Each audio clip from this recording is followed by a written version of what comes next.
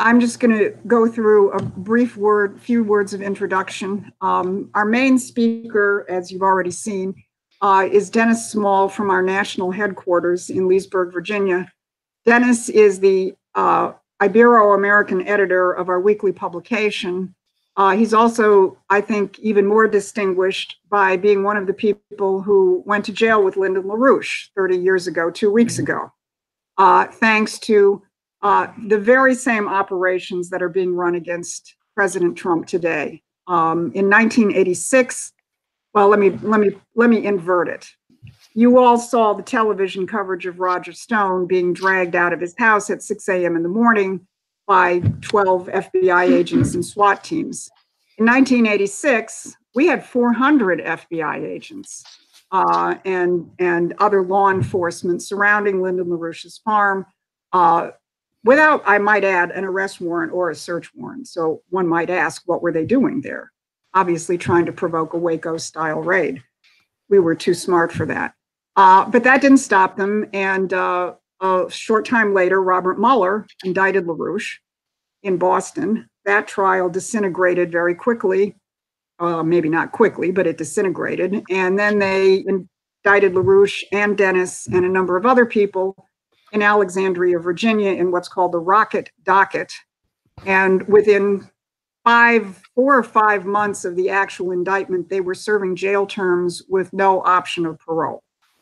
So this is, as I say, this is the same apparatus which is running the operations against President Trump. And I think when you hear from Dennis and the history of our fight for a policy which, as President Trump would put it, is a policy to make all nations great again, as he said in his United Nations speech, I think very, very eloquently. And what that means is that we have to end the rule of the modern day British Empire, which rules through money, through their control over the global financial system, and rules through a policy of perpetual warfare. And I'm assuming Dennis might be addressing what's in the House of Lords report, and I think all of you have our dossier on that. But the British have been very clear. President Trump is a threat to their policy of perpetual warfare. He's also a threat to their control over a globalist financial system because he is a supporter of national economic sovereignty and nationalism. Our job, however, is to fill those policies out. And that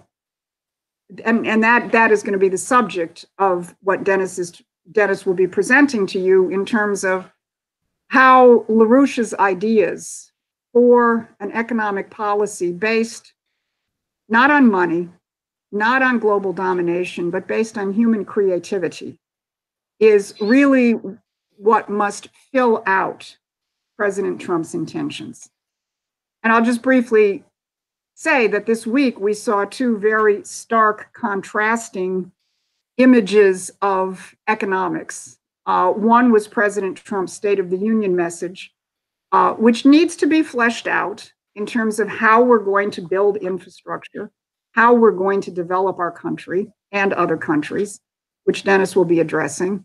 And the other is the insane Green New Deal put forward by Ocasio-Cortez, which is a policy to reduce, whether she knows it or not, and I suspect she knows very little about anything, but it's a policy which if it were implemented, would reduce the world's population massively, because what they are proposing cannot produce the quality of energy needed to sustain modern civilization. It's a genocidal policy in all of its implications. So, I mean, that in a sense is the two sides of the fight. But I think what you're going to hear from Dennis today is, in a sense, a living image of how that fight has played itself out over the recent decades, especially with an emphasis toward Mexico and the other countries south of our border. One final thing I'll mention is we have a leaflet we would like everybody to take 25, 50, 100 copies of when they leave, which is the summary of our expose of the British House of Lords and the British, making absolutely clear that they intend to stop Trump. And it's our urging that people take those leaflets and organize people to understand this is the higher level of the fight. The Trump layers are courageous, passionate, they're fighting, but it's like they're in the trenches and all they can see is the guy in the other trench who's shooting at them. And they're fighting, they're not going to back down. But there's a higher level of this fight, and it's at that level of the fight where we can actually win. So that is what I have to say, and I think you'll find what Dennis presents to be challenging and inspiring. So, Dennis? Okay, thanks, Susan. The issue of LaRouche's incarceration and the fight for his exoneration, which we have put center stage in our organizing over this recent period, is actually a good place to start, as you did. It was just about 30 years ago, a little bit more than 30 years ago today that this happened, where in the Alexandria trial, Lyndon LaRouche and another 6 of us were sent to jail. The issue involved here is both an issue of the injustice done to Lynn, but there's a greater injustice involved here. And this really is the subject of what I want to discuss with you. The greater injustice is the injustice that has been committed for the United States itself and for the entire world, allowing itself to be deprived of the ideas of Lyndon LaRouche and of his leadership. Not entirely deprived, obviously, because contrary to the British intentions, Lyndon LaRouche remained alive and kicking after the entire railroad and setup.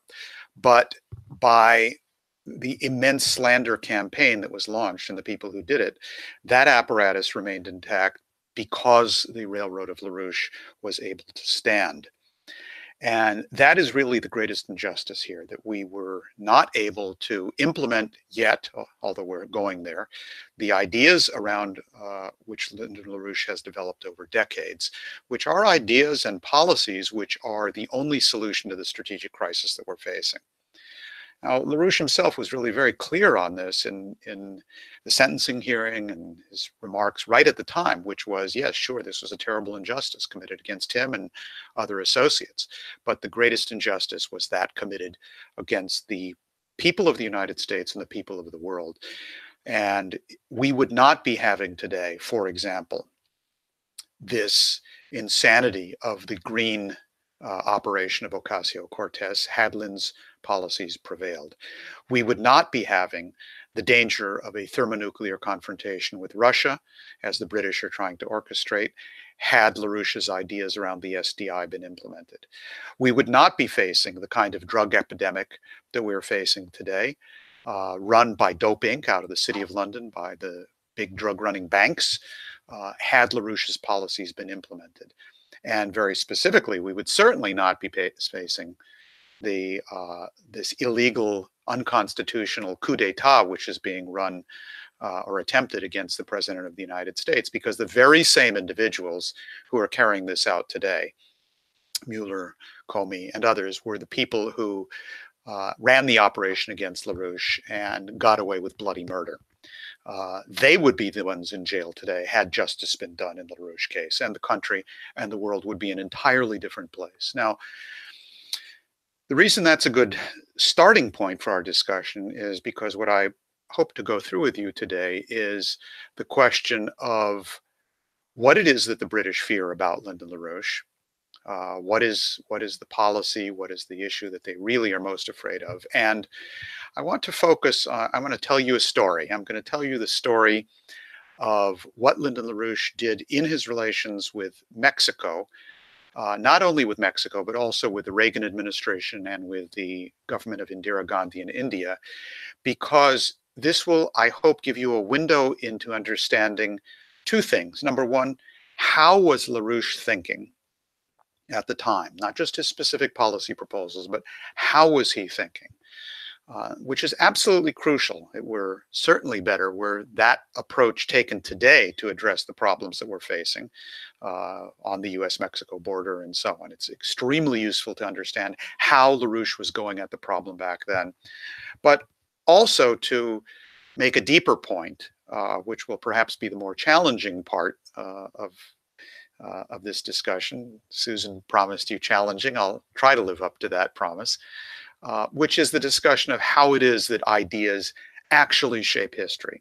And I would go a step further. I would say how only ideas shape history. Nothing but actually shapes human history. Now, many of you will have heard, perhaps, those of you who have been around us for any period of time will certainly have heard the famous remark from the then former president of Mexico, José López Portillo, who at a conference in Mexico City, which he and Helga Zepp-LaRouche jointly addressed on December 1st, 1998, it was there that López Portillo said, "Now is the time for the world to listen to the wise words of Lyndon LaRouche."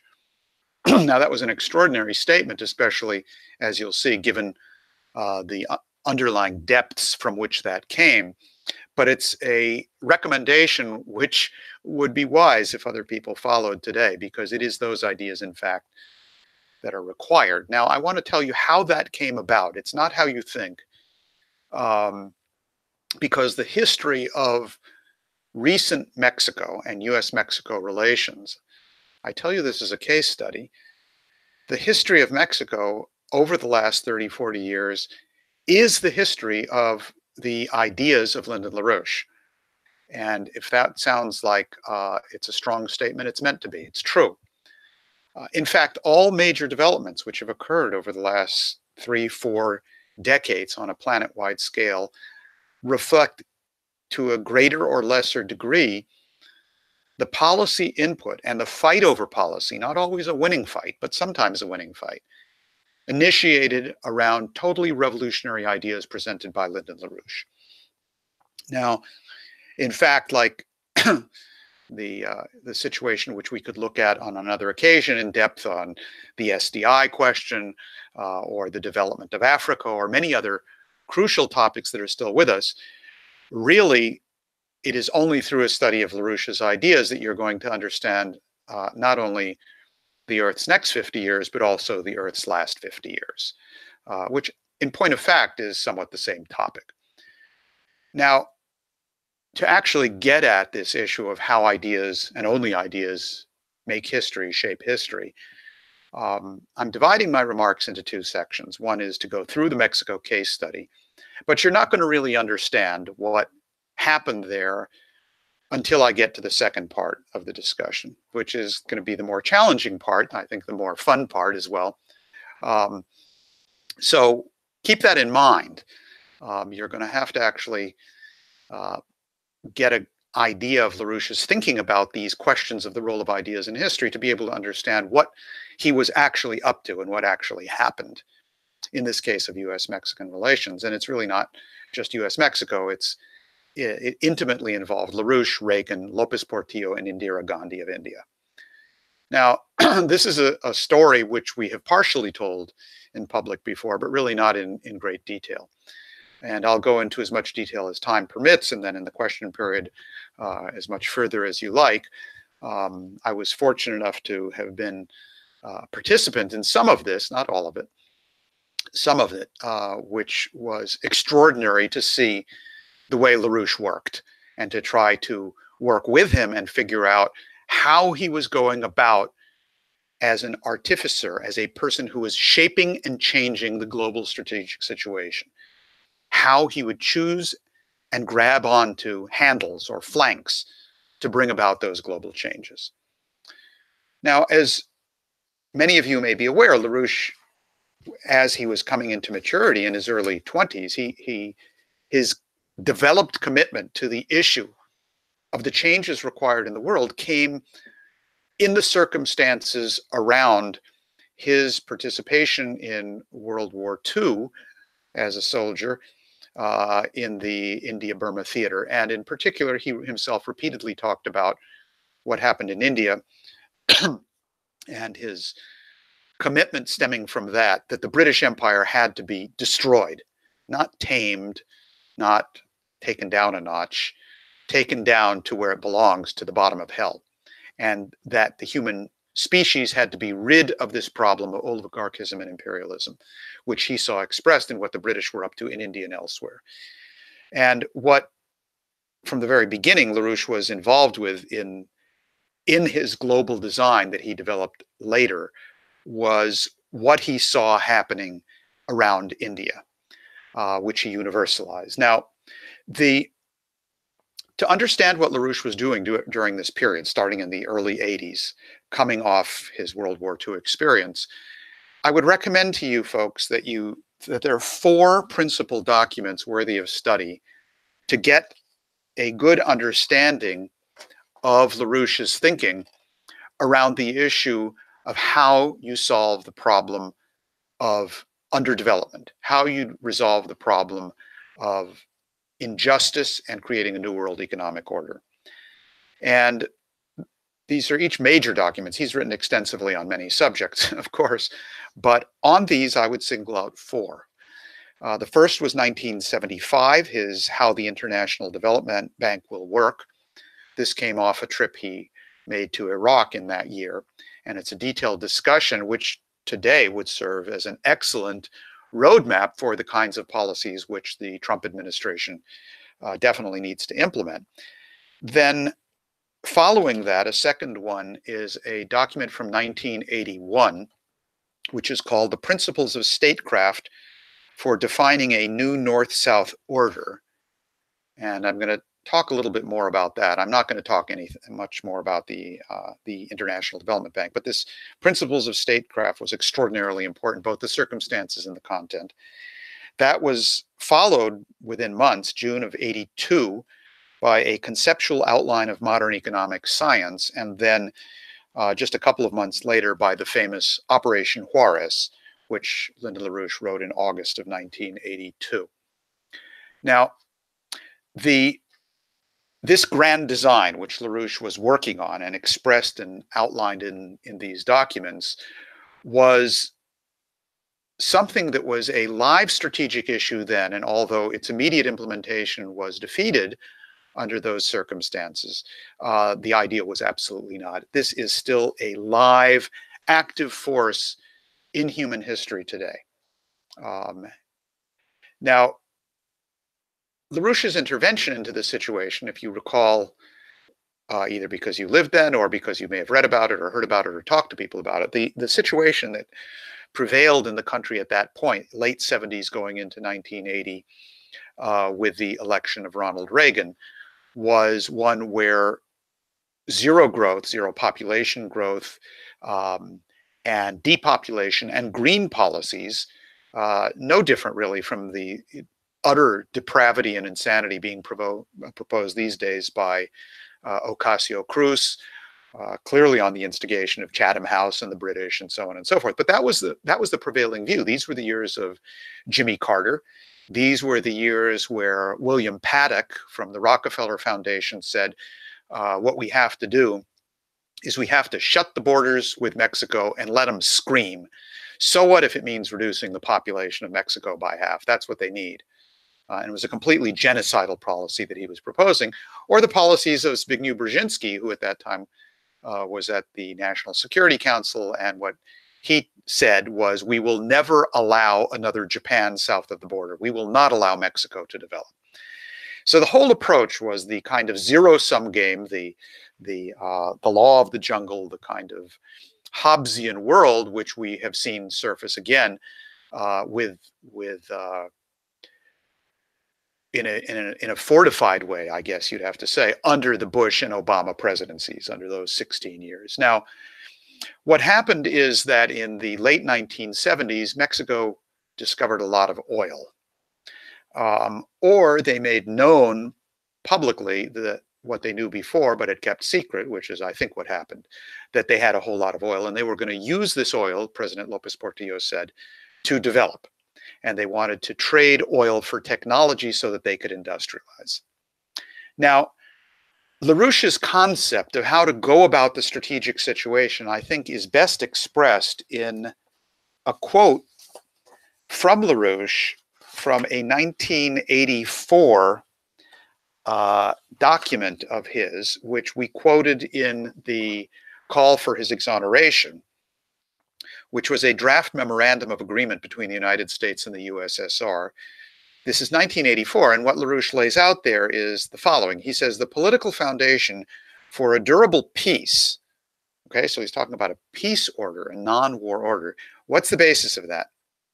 A, the unconditional sovereignty of each and all nations, and B, cooperation among sovereign nation states to the effect of promoting unlimited opportunities to participate in the benefits of technological progress to the mutual benefit of each and all. And he then goes on to say, if the United States and at that time the Soviet Union will cooperate around that idea, then you have the basis for an actual strategic agreement to establish durable peace and avoid war. So from the very outset, LaRouche's idea, and actually it was stated before that with his SDI policy in 1983, was that the issue of development, global development, ending poverty, as the Chinese have now begun to do, and the issue of establishing a durable peace is one and the same issue. These are not separate considerations. Now, so LaRouche's idea on this had long existed, but how to make it a reality, how to affect institutions, powers, governments with an idea of what had to be done. Now, in November 1980, an opportunity arises, and that is that Ronald Reagan is elected president of the United States. Ronald Reagan was not a perfect president. He certainly did not have LaRouche's level of understanding, but he absolutely had a commitment to creating world peace based on a reorganization of the strategic doctrine vis-a-vis the Russians or the Soviets at the time. And LaRouche, because of access he had to the circles around Reagan, very close, high-level circles around Reagan, considered it possible to affect Reagan's thinking and the thinking of other heads of state to bring about a complete, total, revolutionary world change in circumstances, not just minor changes, but a total grand design. And when Reagan was elected and LaRouche had already developed a relationship with some leaders of the countries of the South, meaning Lopez Portillo in Mexico and Indira Gandhi in India, LaRouche absolutely pounced on the opportunity. That's the only verb that comes to mind. He immediately saw the opportunity that this created and he jumped on it. And within weeks, he had prepared a private memorandum, which he got to Ronald Reagan through very close contacts of ours who were high-level people around the incoming Reagan administration. And what it was, I'm going to put this on the screen for you to be able to read for yourselves, which is a quote from what was then a private memorandum that was sent to Reagan, drafted by LaRouche on December 18th. In other words, before Reagan was even president. He was president-elect at the time. And LaRouche laid out to him the following concept. He said, look, forging an oil for technology partnership with Mexico is only the first step in linking the advanced sector and the underdeveloped nations in a policy of global industrialization. Such a principled US-Mexican accord would set a precedent which virtually every developing nation will want to replicate. The crisis-racked Central American region could be stabilized in the only way possible, by US-Mexican collaboration to set in motion economic development projects in the region. So what LaRouche is looking at, in other words, is not simply how you can have good US-Mexican relations. He's looking at how can you take a specific situation and affect the entire global strategic geometry. And that was his idea even before Ronald Reagan got into the White House. LaRouche had the opportunity, as you may know, during the campaign period to chat directly with Reagan in New Hampshire when they were both candidates in a debate night, and of course, developed contacts and an ongoing working relationship with the circles around him. So that's what LaRouche proposed to Reagan as a kind of lever for altering the entire global strategic situation. Okay, what happens next? That is, again, December 18th, 1980. Within 2 weeks, 2.5 weeks, on January 5th, 1981, again, before Reagan assumes the presidency, he met with the then president of Mexico, López Portillo, on the border in Ciudad Juarez. This was a fairly traditional thing. The two heads of state meet. In fact, before one of them becomes sworn in, they tend to meet depending on the alternating terms. They're different terms, 4 years in the US, 6 years in Mexico. So on this occasion, the president-elect of the United States, Ronald Reagan, travels to the border and meets with López Portillo in Ciudad Juarez. And we know, both from what we were told by contacts on the Mexican side and contacts on the American side, and what later became evident by things that became public, that the two men reached an agreement very much along the lines of what Lyndon LaRouche had proposed. The idea was to try to build a consensus among nations of the North and the South for this kind of approach for high technology economic development, and that both Mexico and the United States would play a role in this. The Mexicans in particular would be discussing the matter with India, a rather important populous nation of the South, and with other countries. And what we had proposed in particular to the Mexicans, and it was an idea that López Portillo picked up on, was that India had to be the key interlocutor in this process with Mexico, partner in this process, and not Cuba, because Cuba was playing, as it did for many years, a very destructive role. Fidel Castro, for all of his revolutionary rhetoric and his insight into the problems of the world, his solutions were completely oriented around a green approach. In fact, if you were to take a picture of Ocasio-Cruz and scribble on a mustache and a beard, she might look a lot like Fidel Castro. Very radical, very revolutionary, very green, and oriented around the ideas of the Club of Rome.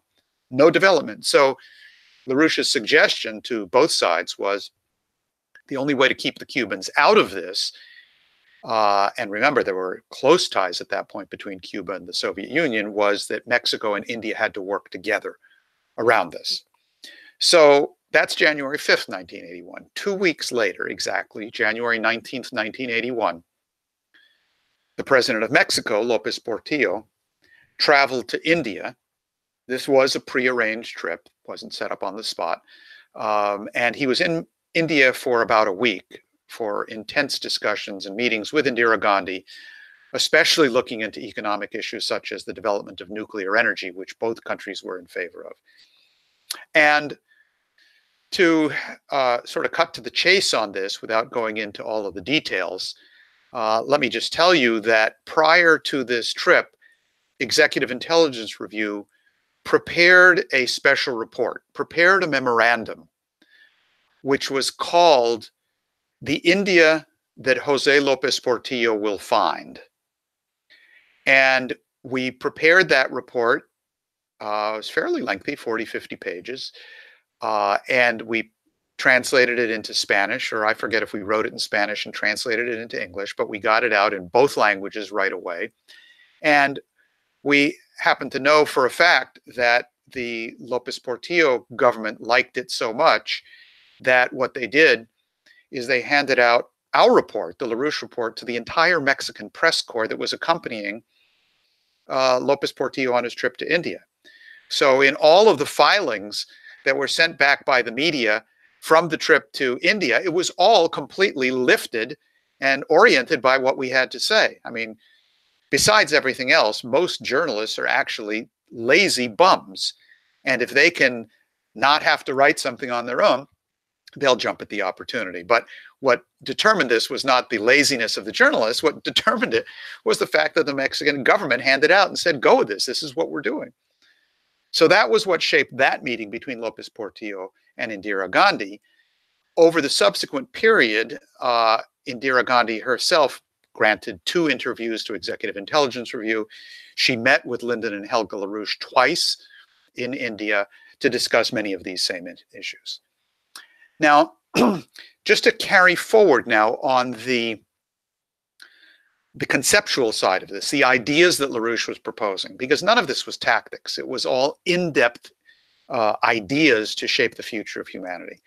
The next thing that LaRouche did was in March of 1981, 2 months after the meeting between Lopez Portillo and Indira Gandhi, Lyndon LaRouche was invited to the Technological Institute of Monterrey in Mexico, where he delivered a speech at the Technological Institute, where he discussed what was already then scheduled as the upcoming meeting between Ronald Reagan and Lopez Portillo.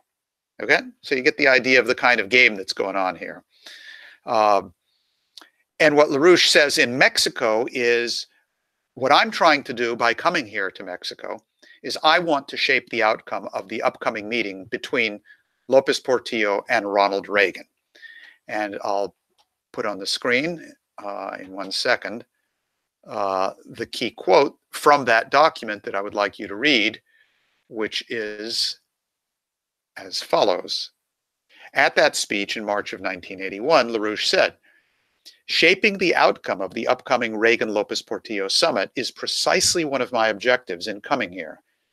An oil for technology agreement between the United States and Mexico would represent in principle the model for a new economic order in North-South relations. There would be a change in the global strategic geometry resulting, chain reaction fashion, from the establishment of such a relationship." So again, Lynn is totally straightforward and clear on what he's doing. I'm trying to use this situation, which we can do something about, as a model and a catapult for changing the entire global situation. But it's got to be done around the ideas of economics which LaRouche is presenting. Now, that is March of 1981, mid-March of 81. Now, LaRouche was certainly not hiding what he was up to, and his relationship with Reagan and Mexico was well known, and Lopez Portillo was well known to the British, to the enemy, and to enemies inside the Reagan administration, of which there were plenty at that time. And what happened is that on March 30th, 1981, Hinckley tried to assassinate President Reagan. It was a very serious attempted assassination. He, in fact, almost killed him. Now, this was at the very beginning of the Reagan administration. It was right as Reagan was moving on what LaRouche was proposing to alter the global strategic situation using Mexico as the lever to accomplish that. And so what did they do? They tried to kill Reagan. Now, in case you think that was perhaps a coincidence or just some lone gunman or something like that, you should know that 1 month later, less than a month later, on April 27th, 1981, there was an attempted assassination of Indira Gandhi as well. She survived on that occasion, although she was killed later, just as Ronald Reagan survived a month earlier. So the planned meeting, which I think had been scheduled for April between Lopez Portillo and Ronald Reagan, had to be postponed. The president had been shot. He was recovering. But he recovered relatively quickly, although the message had been delivered pretty clearly. Enough so that Lopez Portillo and Ronald Reagan could meet, which they did on June 8th and 9th of 1981, just 3 months or so after Hinckley had attempted to assassinate the president. They met in Washington, and a number of things happened at that meeting. One of the important things that happened is that Lopez Portillo threw out to Reagan the idea that what we need to do is have a broader North-South meeting. Lopez Portillo said, "I'll organize it in Cancun, Mexico." It's a pretty nice place on top of everything else. "And we'll invite people from both the North and the South, and we'll have a meeting to discuss this idea." This was the first and the only such North-South meeting that was ever organized. And Ronald Reagan agreed to Lopez Portillo's proposal, clearly shaped by the input on both sides from what LaRouche was proposing. So that meeting was organized to be held in October of that year. Now, Lyndon LaRouche is not exactly a lazy fellow. Whenever he's got an idea, he'll write about it and talk about it and discuss it and so on. So within, a month or so, 6 weeks of that agreement to hold the Cancun meeting in October of that year, Lyndon LaRouche had written a document for the Cancun summit, which is called The Principles of Statecraft. Hold on one second. I will get you I want to show you a copy of this if I have it, which I thought I did, but okay, even if I don't. It's called the Principles of Statecraft for Defining a New North-South Order. And what LaRouche said in his introduction to that document was that the purpose of it was to serve as a guide for the upcoming Cancun meeting. This is a 76-page document of LaRouche's. And he says, the first sentence, the opening sentence by the author is, quote, "This report has been prepared chiefly to provide needed background knowledge for members and advisors of governments participating in the scheduled October 1981 North-South Conference in Cancun, Mexico." Okay, that's fairly clear. And at the end of those 76 pages, LaRouche ends with an action program, a draft resolution of the North-South Conference in Mexico. So he sort of wrote out what these guys should adopt as their policy. And it's an 8-point program. It's called A New Community of Principle Based on the American System. It goes through the entire economic policies required. It's very much like the 4 laws, which you're familiar with today. And he presented that as what the document is that they should sign. So that's the last page of the 76 pages. The intervening 74 to 75 pages are taken up not with a discussion of tactics and do this and do that, but with a discussion of the most profound ideas required to understand why those policies must be adopted, why they should be acted upon. An entire section discussing the scientific concept in economics of potential relative population density. Then a whole discussion of what morality is, human morality, how that works, and then a closing discussion of what the nature is of economic science, all developed with a whole historical explanation as well. Now, I'm going to just present to you 3 quotes from that document so that you get an idea.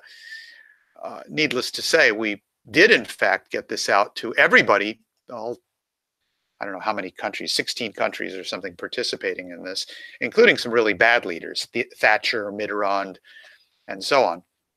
But LaRouche's in-depth intellectual discussion was gotten out to everybody in various languages. And as part of the discussion, LaRouche says, the relative power of a culture to provide the development of its individual members is delimited by what we shall explain as its potential relative population density. If the population exceeds the potential relative population density of such a fixed culture, there must be periodic genocidal catastrophes resulting from refusal to change the culture from a traditional mode.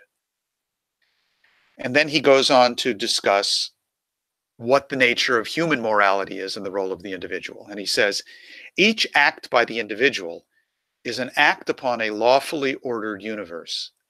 That universe, by virtue of its lawful composition, reacts to the action upon it, generating ripples of consequence throughout the width and duration of present and time to come.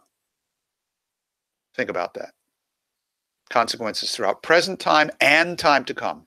Each act is characterized, therefore, by an associated generative principle. And then in terms of what this means for economics, this economic science is focused most immediately upon the interdependence of advances in technology and maintaining and increasing the potential relative population density which a society may achieve through the efforts of its own members. The subject of economic science is the increased power of reason in the individual member of society. And if that is in fact true, as it is, then I think you can understand why LaRouche addressed this document to these most profound conceptions if we are to in fact get out of the mess that we're in at that time and still today, because nothing less is going to actually function. Now, the Cancun meeting did not adopt LaRouche's policy. Thatcher, Mitterrand, and others sabotaged it, but LaRouche's ideas, as presented there, have come back to haunt the British Empire. Those ideas remain absolutely alive. They are absolutely a driving force of history, as much today, if not more so, than they were back then when they were first issued. Let me fast forward through subsequent developments because I want to move on to the second topic. The fast forward is that LaRouche then, in 1982, met with López Portillo in May of 1982 at Los Pinos at the presidential palace. Just before that, a month before that, he met with Indira Gandhi. That was the second meeting he and Helga had in April of 1982. He then went back to Mexico. LaRouche did in July of that year, had discussions with people in Mexico further on these ideas. And in August 1982, wrote Operation Juarez, which I'm not going to go through because I think many of you are more familiar with that than with what I've said so far. If not, you can familiarize yourself with it. But it's another one of these lengthy documents, 66 pages, the bulk of which is taken up with not particular tactical proposals, but with the in-depth ideas and concepts necessary to win the war.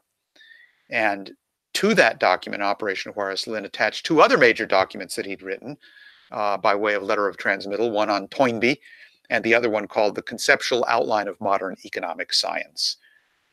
So this was his approach. The epilogue to this story is that López Portillo, after some very rough periods in our earlier relationship with him, don't think it was all nicey nice and very friendly.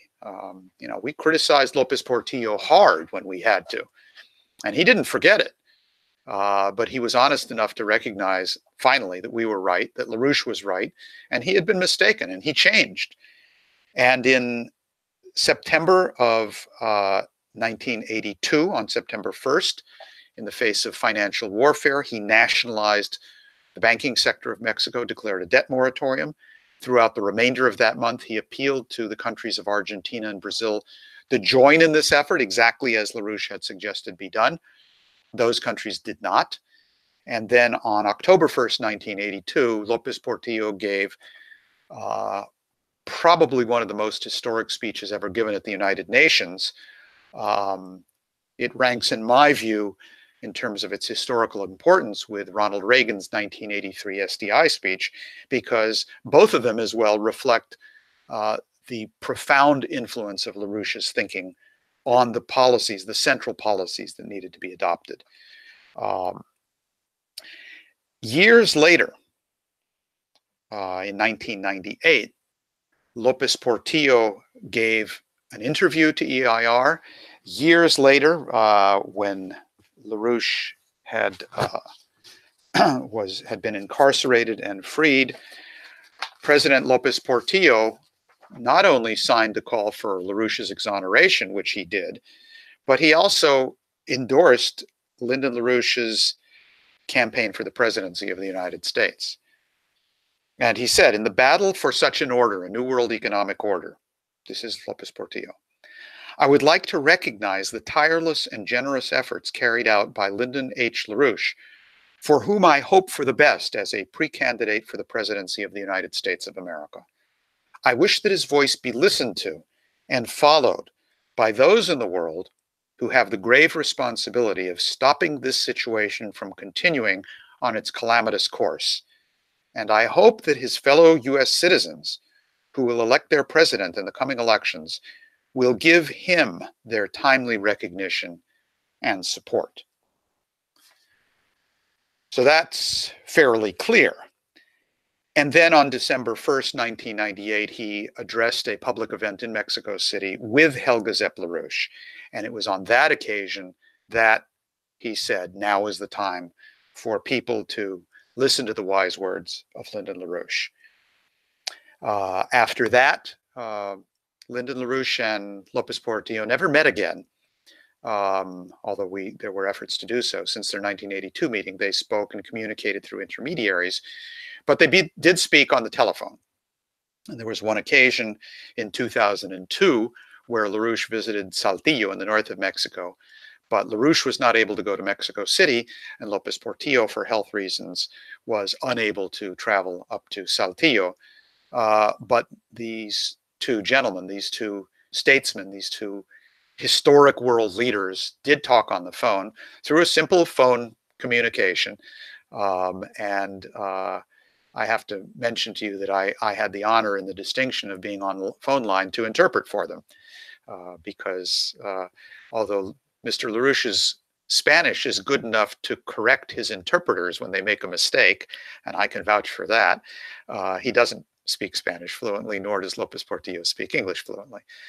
So that was in 2002, and an absolutely crucial occasion. Now, what I'm going to do at this point is I want to share with you a 7-minute video, which I think is a real treat. It gives you excerpts from what Lopez Portillo said in 1982 at his UN speech, followed by what happened in 1988 with Helga, with a brief introduction by yours truly, a little bit a younger yours truly from about 11 years ago. So if you folks don't mind putting on the video in Detroit, I'd appreciate that.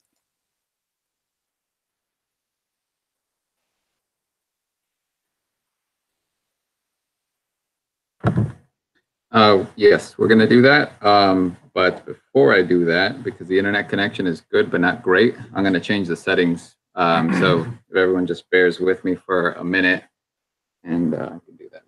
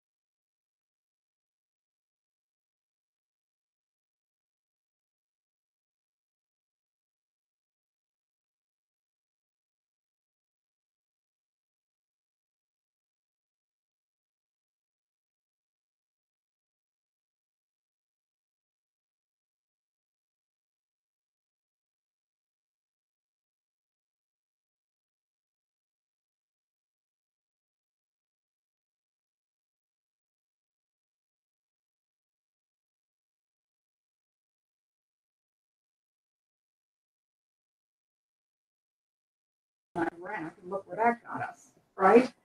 So, but it is bringing this network into the open. And one of the things you'll see in the longer report we have on the British House of Lords is they have stated that they think they can hang on to their ties with the United States for one term. Why? Because they have deep ties into the defense, intelligence community, and into the Congress. And so what have you seen in the past 2 weeks? The defense and intelligence communities coming out in opposition to the president and Mitch McConnell in the Congress. They're there for everything to see. And as we go back to the video here, I mean, I think what's critical is that a fight which in a certain sense, a profound fight, which could have changed history in the 1980s, was fought in a certain sense in the shadows. And now that same fight is out in the open. And I think if people understand the real content of that fight, as Dennis is laying it out, you'll understand that the fact that it's now out in the open on both sides brings us that much closer to victory. So we're ready? Yeah, go ahead and play it.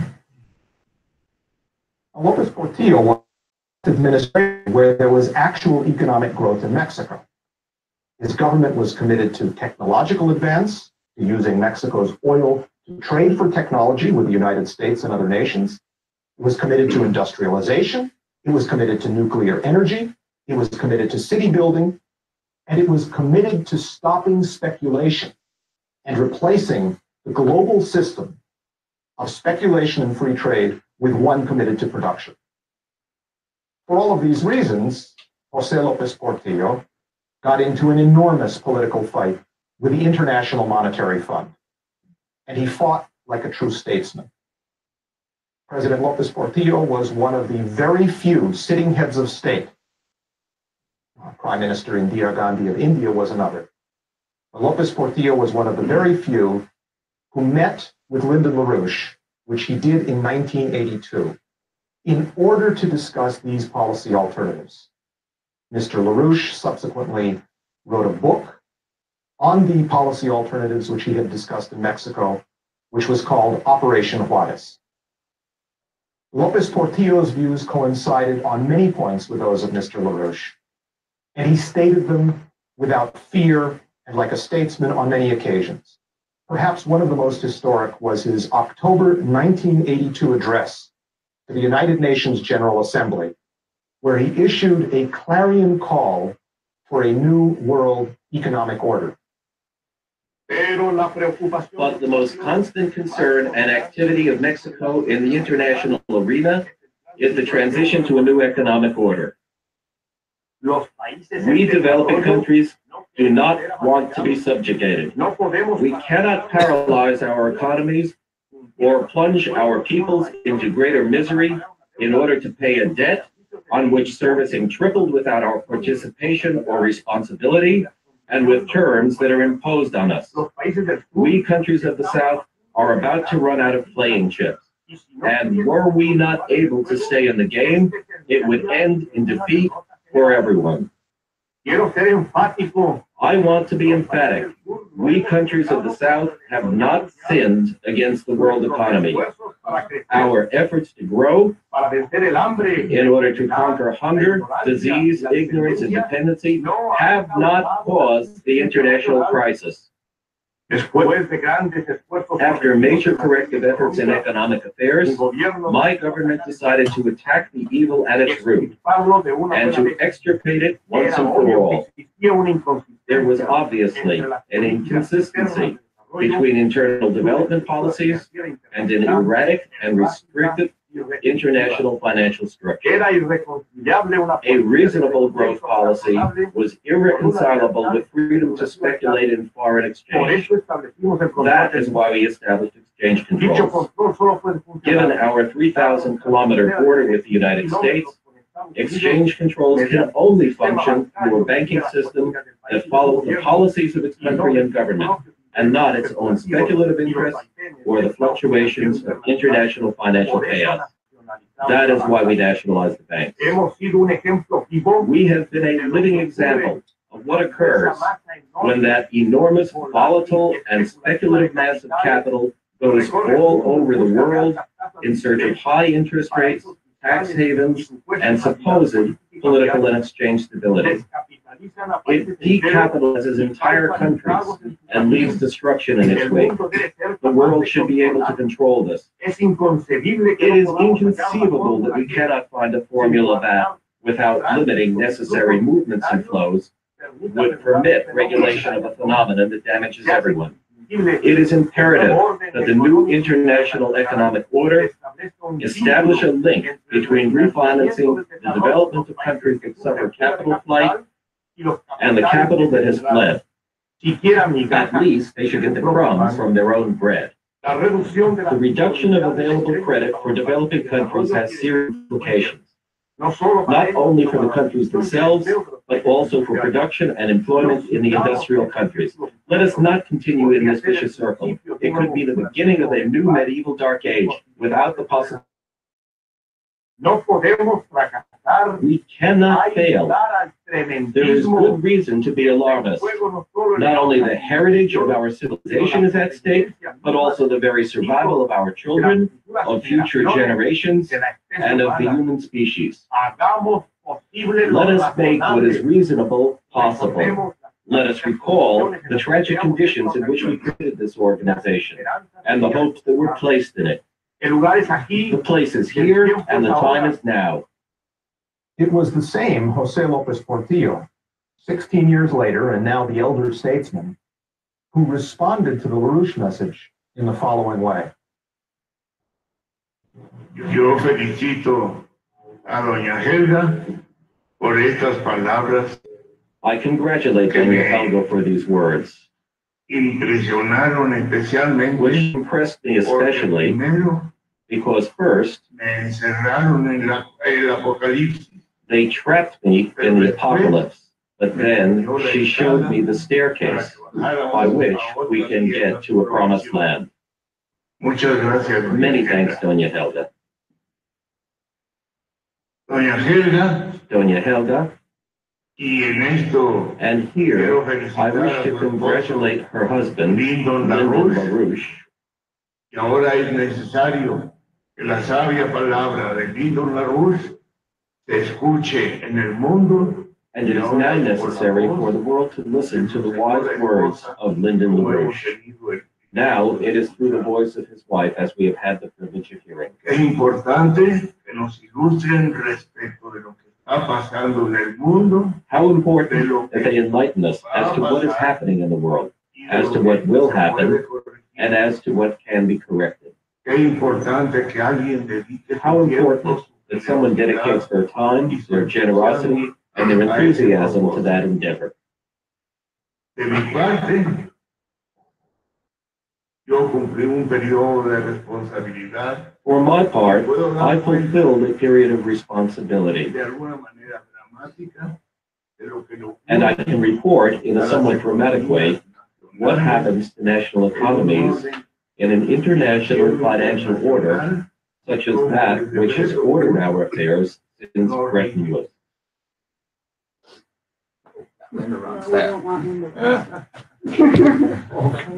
Sorry, that's YouTube. Okay, you're back on.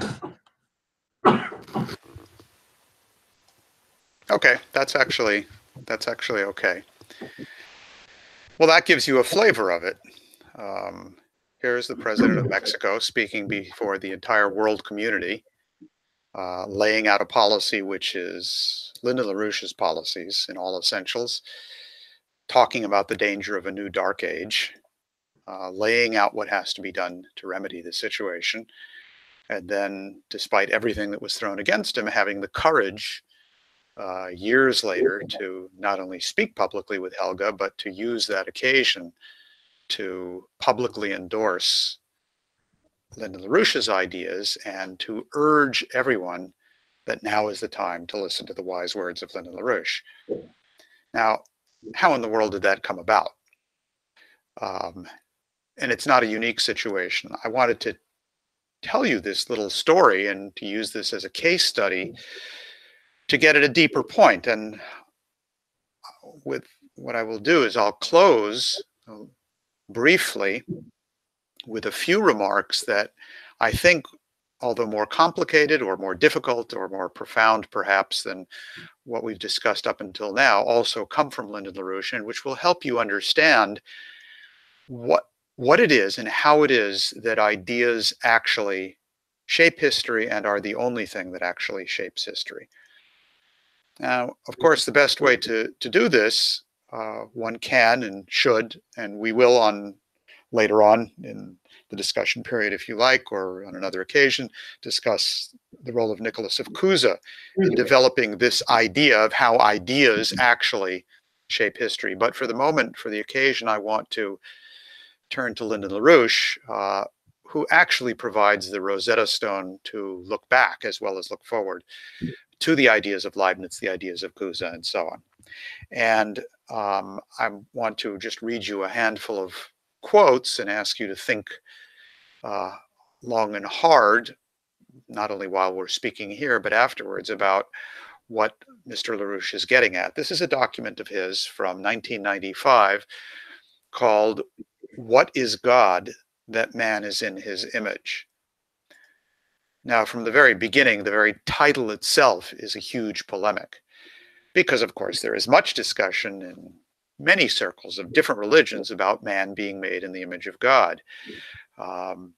But rarely is the question posed in this inverted form, what is God that man is in his image, that actually provides a way of thinking about this to come up with a proper answer. And this inversion is absolutely essential to get at the truth of the matter. Now, Mr. LaRouche begins the discussion by saying it's a polemic against some statement that was then current from a group of Buddhists from Sri Lanka, polemicizing against anyone talking about God in any public documents or anything like that. Sort of a little bit of political correctness of the sort we run across these days as well. So LaRouche begins the discussion by saying, well, is it proper to invoke the Creator or God without specific religious denomination?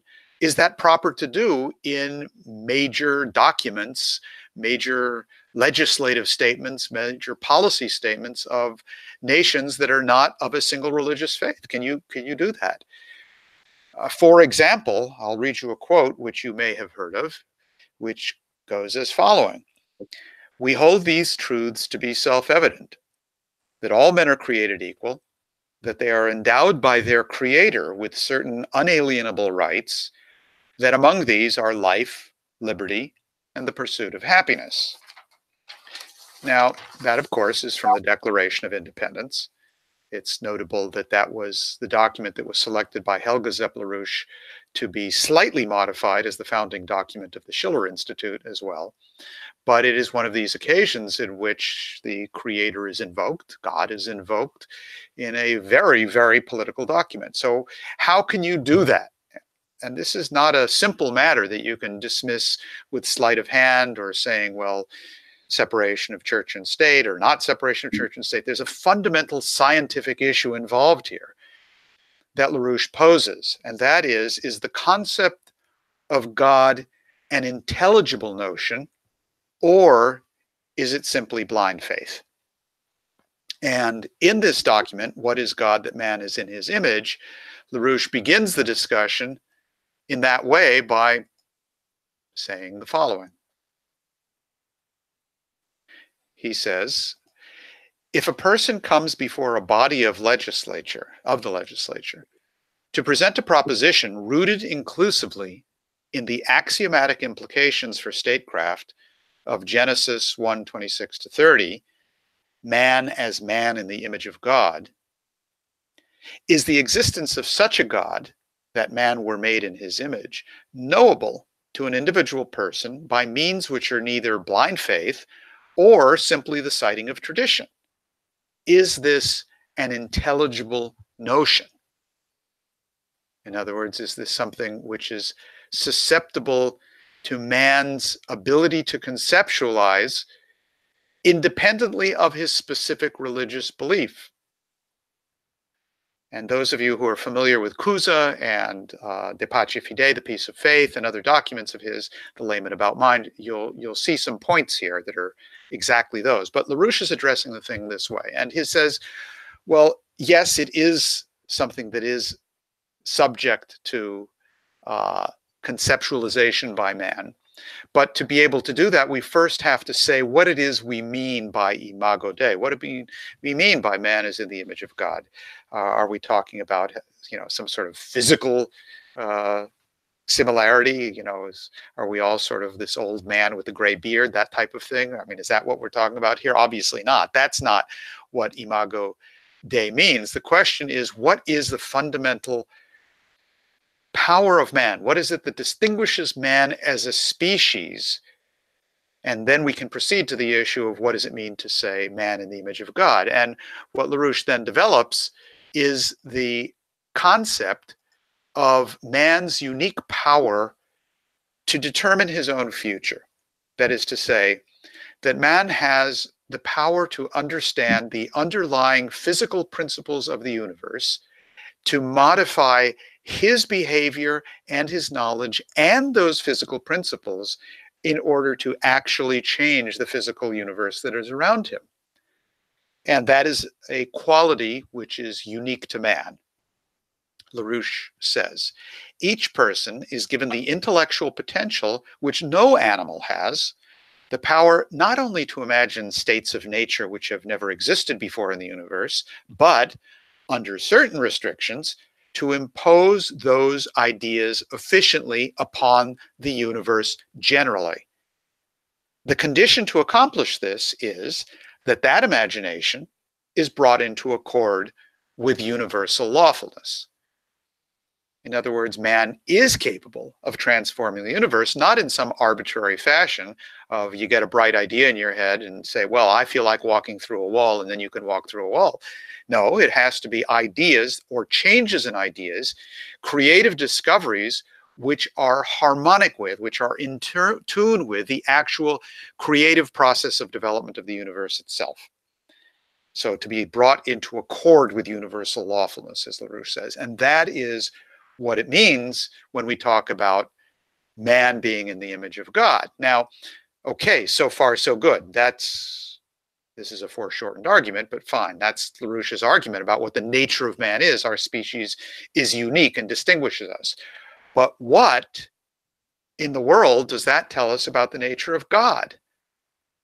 Well, LaRouche says, the way we know God is by knowing God through his image, through man's mind. What we know is the process of man's creativity, and from this we can adduce what the necessary nature of God's existence has to be. We may not be able to know it directly, see it directly, we in fact can't, but we can know of its nature by knowing the nature of our mind. LaRouche says, it is creativity so defined which represents the individual person's intellect cast in the image of God's efficiently creative intellect. By this means, one is enabled to recognize among one's own efficient forms of intellectual states a quality which is a reflected image of God.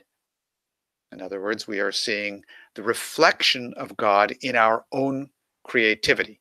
And LaRouche then goes on to explain a little bit further what that means.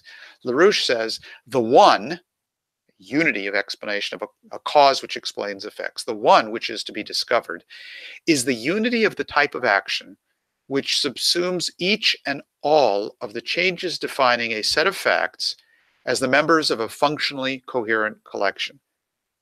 This enables us to make the act of creative discovery an object of conscious thought. It is demonstrated to us thus it is demonstrated to us thus to be an actually existing phenomenon because it is efficient in its effects upon the real world. Yet it is not a sense phenomenon, but a purely intellectual one. It is a thought object, a Leibniz monad, an idea in Plato's work. Now, So it is this capability, LaRouche says, this ability to determine causes which are not sense perceptual, but which are based on man's own creativity, which allows us to change the physical universe to our benefit, but it also allows us a window into understanding the nature of God's own creativity, which is reflected in ourselves.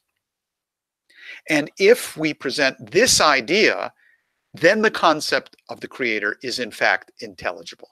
And what it comes back to, and this is LaRouche's kind of closing argument on this point, is that it comes back to the issue of economics as the best demonstration of how this works. And Lynn says, the ontologically primary form of our knowledge of truth pertains not to any belief concerning a particular sense phenomenon, but to the principles of discovery which demonstrably increase mankind's power over the universe by changing radically the way in which belief about particular phenomena is formed.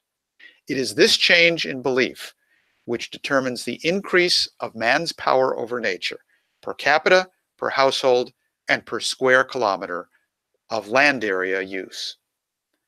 And that, of course, is the elaborated concept of potential relative population density, which LaRouche develops throughout his economic work, and which is the central subject of the policy documents with which LaRouche shaped the course of history in this period in the early 1980s in exactly the way we are attempting to do today, with those same ideas in exactly that same fashion. Now, the issue then is not only specific policies, which are important to discuss, but most importantly of all, what is the power which allows man to shape human history in a direction of his choice, so long as that direction is coherent with a lawful ordering of the created universe. And that is why I have gone into this issue in closing about the nature of ideas being the force which shapes history, because I think there is no other way to actually understand what LaRouche has done in general, the importance of his exoneration, certainly the specifics of the Mexico-India Ronald Reagan story, but especially our role today, again, under current circumstances where the possibility of changing the world's strategic situation is upon us. Nicholas of Cusa summarized the same argument in a very poetic way which I've always enjoyed thinking about and presenting to others. In one of his dialogues, the layman, meaning Cusa, the non-professional academic with multiple degrees, but the guy who thinks, the layman is asked a question by a guy who's trying to understand what he's talking about. And the guy asks the layman, he says, look, if you say God is inconceivably great, his nature is inconceivable to man, how then can we possibly form a concept of that which is inconceivable? And the layman responds to him, you can do so very simply. You can form a concept of that which is inconceivably great in the same way that you form a concept of concept. In other words, what he's saying is exactly what Lyndon LaRouche explained out in this discussion on what is God that man is in his image. Human beings have been endowed with a capability of creative reason and passion associated with creative reason, which can alter the physical universe around us and can certainly alter the way man in his political organization relates to that process of universal change. It is that power and that capability of which LaRouche is clearly the unique spokesman over this last century, and maybe over many centuries, which is the power which we have to unleash, master ourselves, and unleash in general in populations to bring about the necessary change to defeat the British Empire once and for all. The British are aware of this, even if only in the form of blind fear.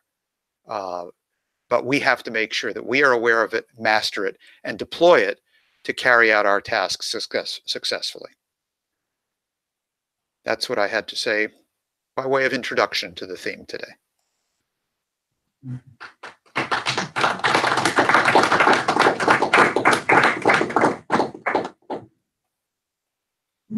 All right. Well, I'm assuming that generated some questions.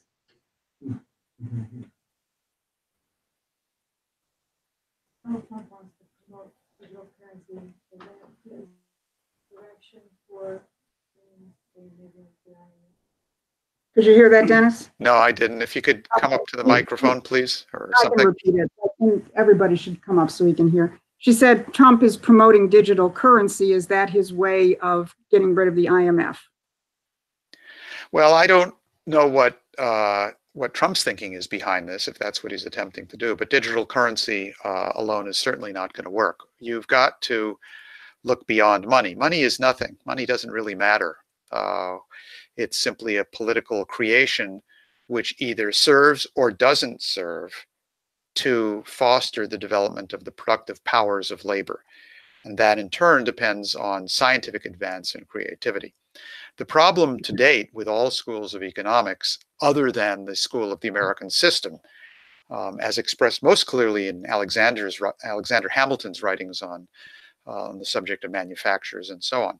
But most schools of economics completely, they don't just ignore the physical economy, they don't even recognize that it exists.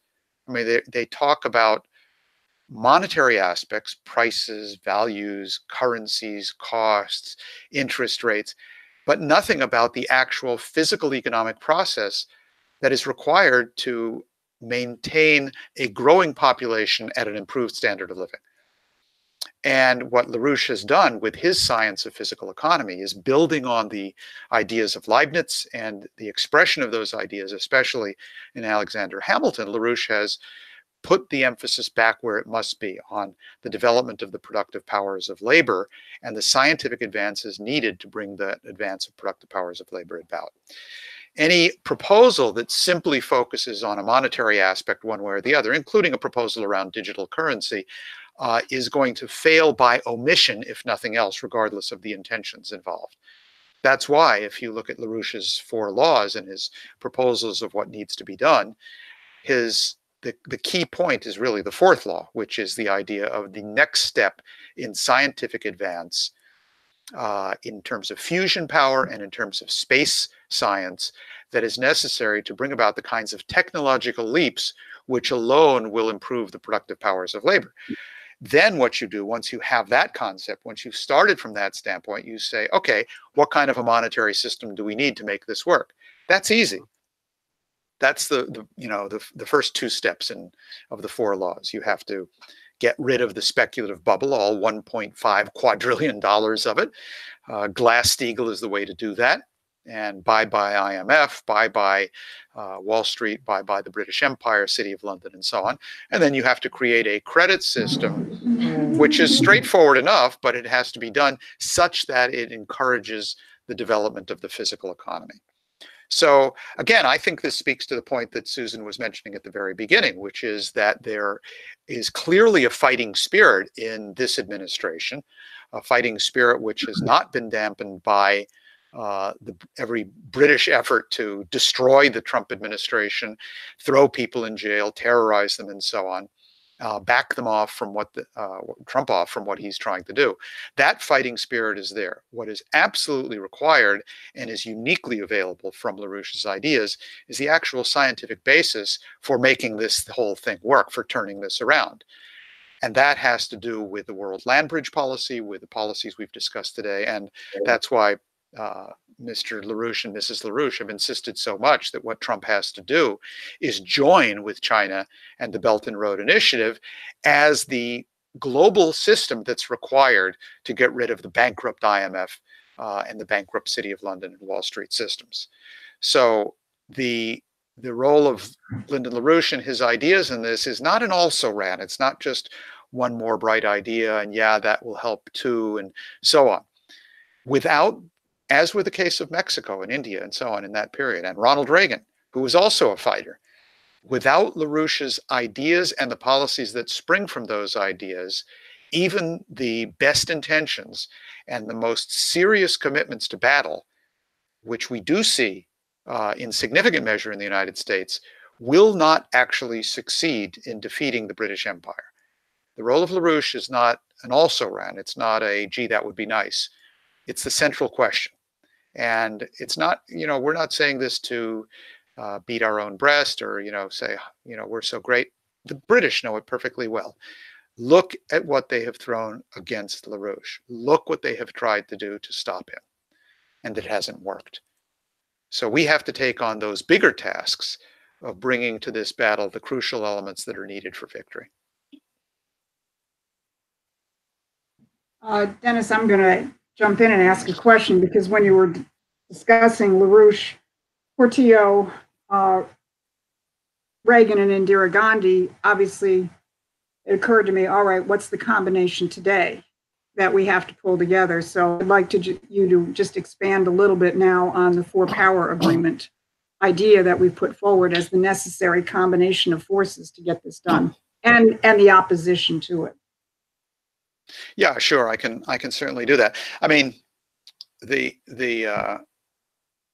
you've been thinking about what we've been discussing so far and what we went through, in point of fact, many of the pressing issues of the day, and that are issues that are on the political agenda at this point, ranging from the strategic relationship among the superpowers, ranging to issues of economic development, ranging to the border issue, drugs, migration.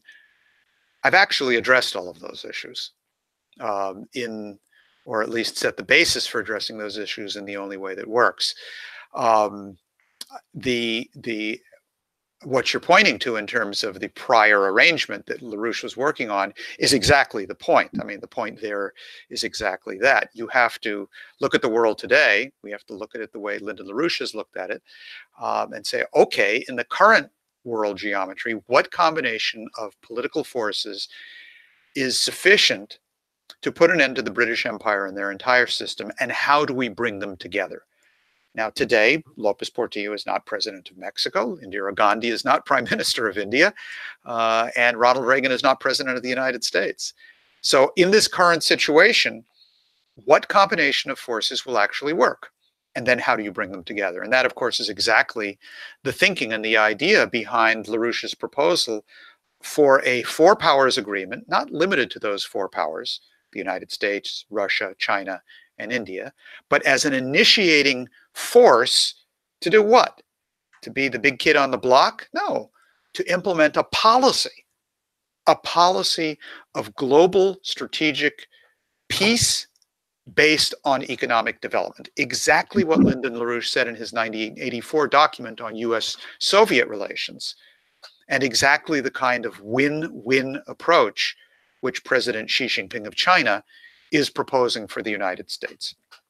So the idea of the four powers, which is to get those nations as the initiating force for a global strategic change, is exactly the same underlying concept that LaRouche presented and worked on with Gandhi, López Portillo, and Ronald Reagan.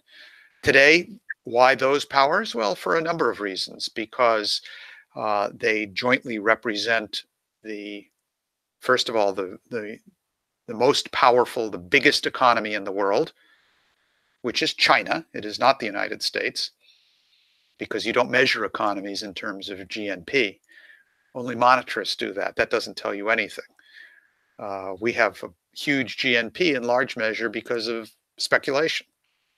We also have other capabilities, but we have to reactivate those. But the actual leading economy in the world from the standpoint of LaRouche's physical economy is China already today. I mean, look at what they've done. They've pulled 700 million people out of poverty. I mean, stop and think for a second what that means. This is an absolutely spectacular achievement, which is unique in human history. And we should be thinking about, what did they do? How did they do it? How do they think? What are they doing? How can we work with them? Wouldn't it be good if we could do the same thing? Wouldn't it be good if we could do the same thing all around the world? So, okay, you have very powerful economies, but you also have a capability in terms of total population among those nations, in terms of industrial and machine tool capabilities also, But perhaps most significantly of all is the cultural aspect, because you have in these powers, in the best of their own history, a concept of man, a concept of society, a concept of how to lead our lives, which is the one thing that the British Empire most fears. We have in the United States and in the West in general, the tradition of Cusa, the tradition of Leibniz, this exact idea of imago Dei that I developed very briefly today. And that is 100% coherent, not in every detail, but in fundamental concept, with the Confucian outlook, which is what is guiding China today. You have similar views in India and in Russia as well. There's a basis for this kind of collaboration, so that such an agreement of these four powers is not just an agreement of pragmatism, an alliance for a tactical purpose. It's not just because, okay, you scratch my back, I'll scratch yours. That lasts as long as somebody else comes along which can scratch your back better. That's not what you want. You don't want I'll scratch your back, you scratch mine. That's not the basis for an understanding. It's with nations as among human beings. The basis for a relationship is not that of a social contract. If you're going to marry someone, don't marry them because they scratch your back well and you scratch their back well. Doesn't work long term. People will get an itch and they'll want another scratch, a different scratch. So don't go for the scratch approach. You got to go for a different approach, which is exactly what LaRouche is laying out in this whole idea of the four powers, which is a principled agreement. And of course, the opposition to this is exactly in the British Empire. The last thing they want to see happen is this kind of alliance, because they know that it has the sufficient power culturally, as well as economically, politically, and militarily, to put them out of business forever. And that is why they so fear it and want to stop it. What they are, I think, most terrified about with Trump is not any of the specific policy proposals that he has made. Many of them are good. There are some that are not so good. And we have been openly critical of those where they need to be criticized. But what they fear with Trump is that this guy is a fighter and he is committed, as he said, to have a good working relationship with China, with Russia, and with other nations of the world based on the idea of the reindustrialization of the United States and bringing similar progress to other countries in the world. Now, he may not know every detail of how to do that. He does not. LaRouche does. But Trump is committed to that. And he has made that clear over and over and over again, standing up against some pretty powerful enemies. We're pretty familiar with those enemies. As they say, been there, done that. And sure, he's the president of the United States. That's a whole different level of attack that's going on than simply attacking Lyndon LaRouche, who is perhaps the greatest thinker of the last century. But what they're going after here is to stop this in any way they possibly can. And so far, Trump has stood up to that, and he's continuing to fight. And what that does, in my view, is it simply underscores and points to our increased responsibility to make sure that we make the worst nightmare of the British Empire come true.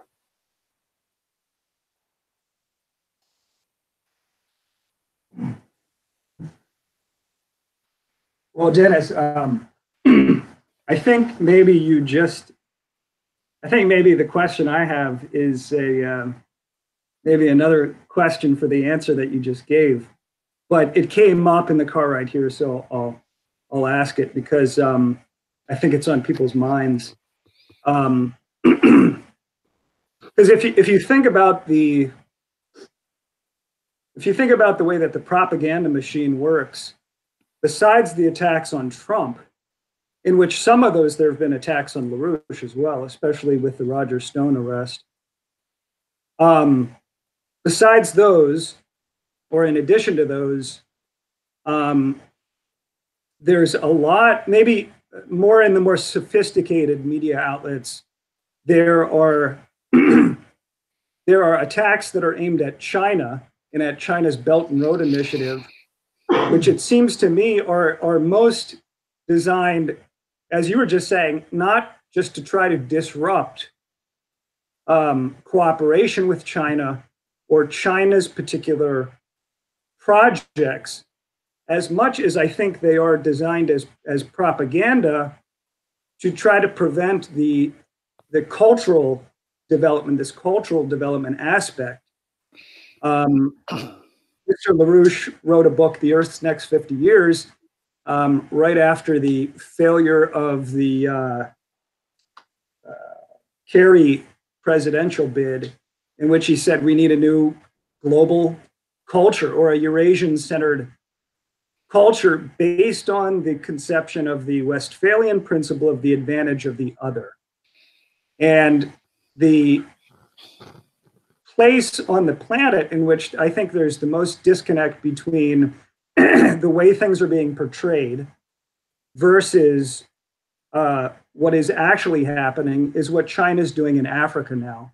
And the question came up on the way here that you always hear one or two cases cited where China has seemingly, made loans and built projects which then the countries can't pay back, and therefore that is, that's an example of China running a debt trap colonial operation to trap the country in, and it's just a takeover scheme. Maybe you could address that, not just as a fraud, but how people's minds are being targeted by that kind of nonsense and lies about China in particular. Yeah, sure. Let me say two things. First, just on the China question directly. The problem with the people who have put out this line about the debt trap, and the problem with the people who give it credibility, is they don't understand economics. In the same way we were talking about the problem of people who view an economy as being measured by monetary instruments or monetary matters. They just don't conceptualize anything else. The idea of a debt trap, look, the question is, what is debt or what is credit?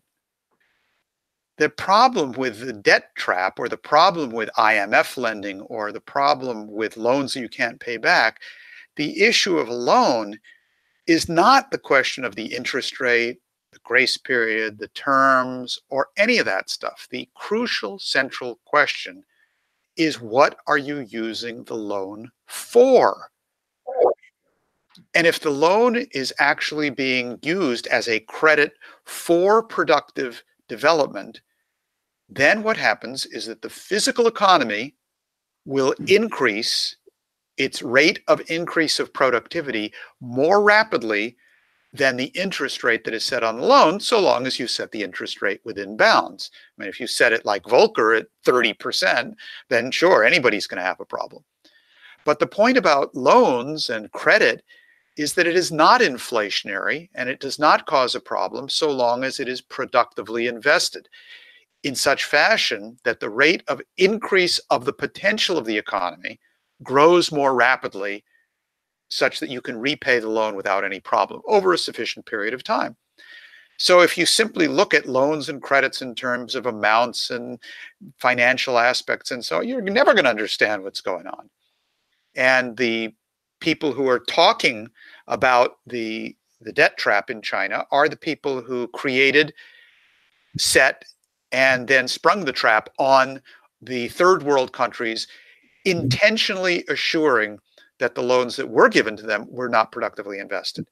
And we've studied this extensively. The problem with the IMF and the problem with IMF loans to these countries is not so much the interest rates and the terms and the conditions and all of that stuff. The problem is that the fundamental conditions which they demand is that no money be productively invested.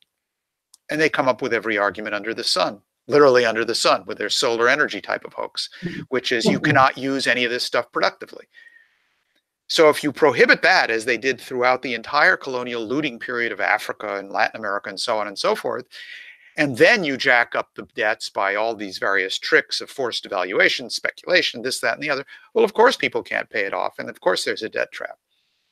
The argument that the Chinese are doing that betrays the most fundamental axiomatic lack of understanding of economics, because it doesn't even take into consideration the crucial question of what a loan is used for. Now, anyone who talks about what China is doing in Africa first has to start, if they want to be rational, with looking at what China is investing in. What are they doing? What are the loans for? Is it loans for speculation? Is it loans for real estate development? Is it loans for drug legalization? Is it loans for legalizing prostitution? And by the way, we're not supposed to say prostitution anymore. According to Soros, we're supposed to say sex workers, because it's demeaning to talk about prostitution. And you know, as we were talking about here the other day, is it really better to talk about and say, you know, Schumer is a sex worker for Wall Street? I mean, does that make it any better? Sure, if you issue credit and money and financial instruments for things that have absolutely no value, if you calculate your economy in terms of the GDP, measuring illegal activities as the IMF demands that you do, and it's in writing, don't take my word for it, it's in writing by the IMF, then of course that's going to be inflationary, counterproductive, a debt trap, a death trap, you name it. But China is not doing that. They're building railroads, they're building dams, they're doing all sorts of things of that sort. They're training people, most importantly, they're transferring know-how, they're helping to build companies. So sure, you have to take care of the monetary side just to make sure that it functions. But the underlying premise of the whole argument is false, which is a misunderstanding of economics. And that takes me to my second point in all of this, which is the problem that you were describing, Bill, in terms of the way people think about this, and they're you know, duped by all of these stories about the attacks on LaRouche, or the attacks on China, the attacks now on Trump, and so on and so forth. The problem here is popular opinion.